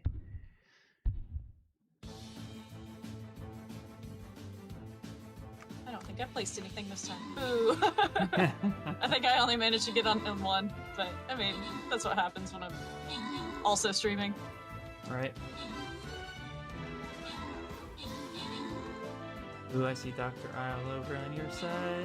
Hello, Dr. Isle. Is that how you pronounce that? Okay, I always call him Dr. A because I'm like, I don't know how to pronounce that name.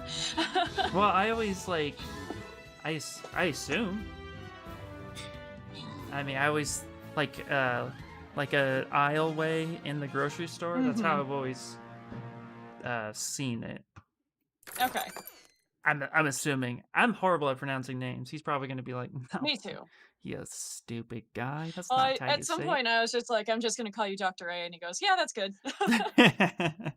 He's like, come on, man. You don't even know my name. I'm sorry. All right, All Card right, I A, have Peter. the Pope fights video up for later. All right, Dr. A is fine. Yeah, Dr. A is Nice. fine. Yeah, as long as that's fine, that works. Yeah. Okay, guys. Well, that's pretty much it for the stream today, everybody. Thank you guys for hanging out with us. This was a lot of fun. Um, yeah, I was kind of hoping to get that link. I'll have to look up Russian Ecrochet just because, you know. But yeah. Let me see your arm. Let me see your arm. Arm. We'll post it too in the Yeah.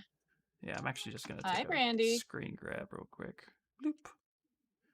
Have our arms steady today.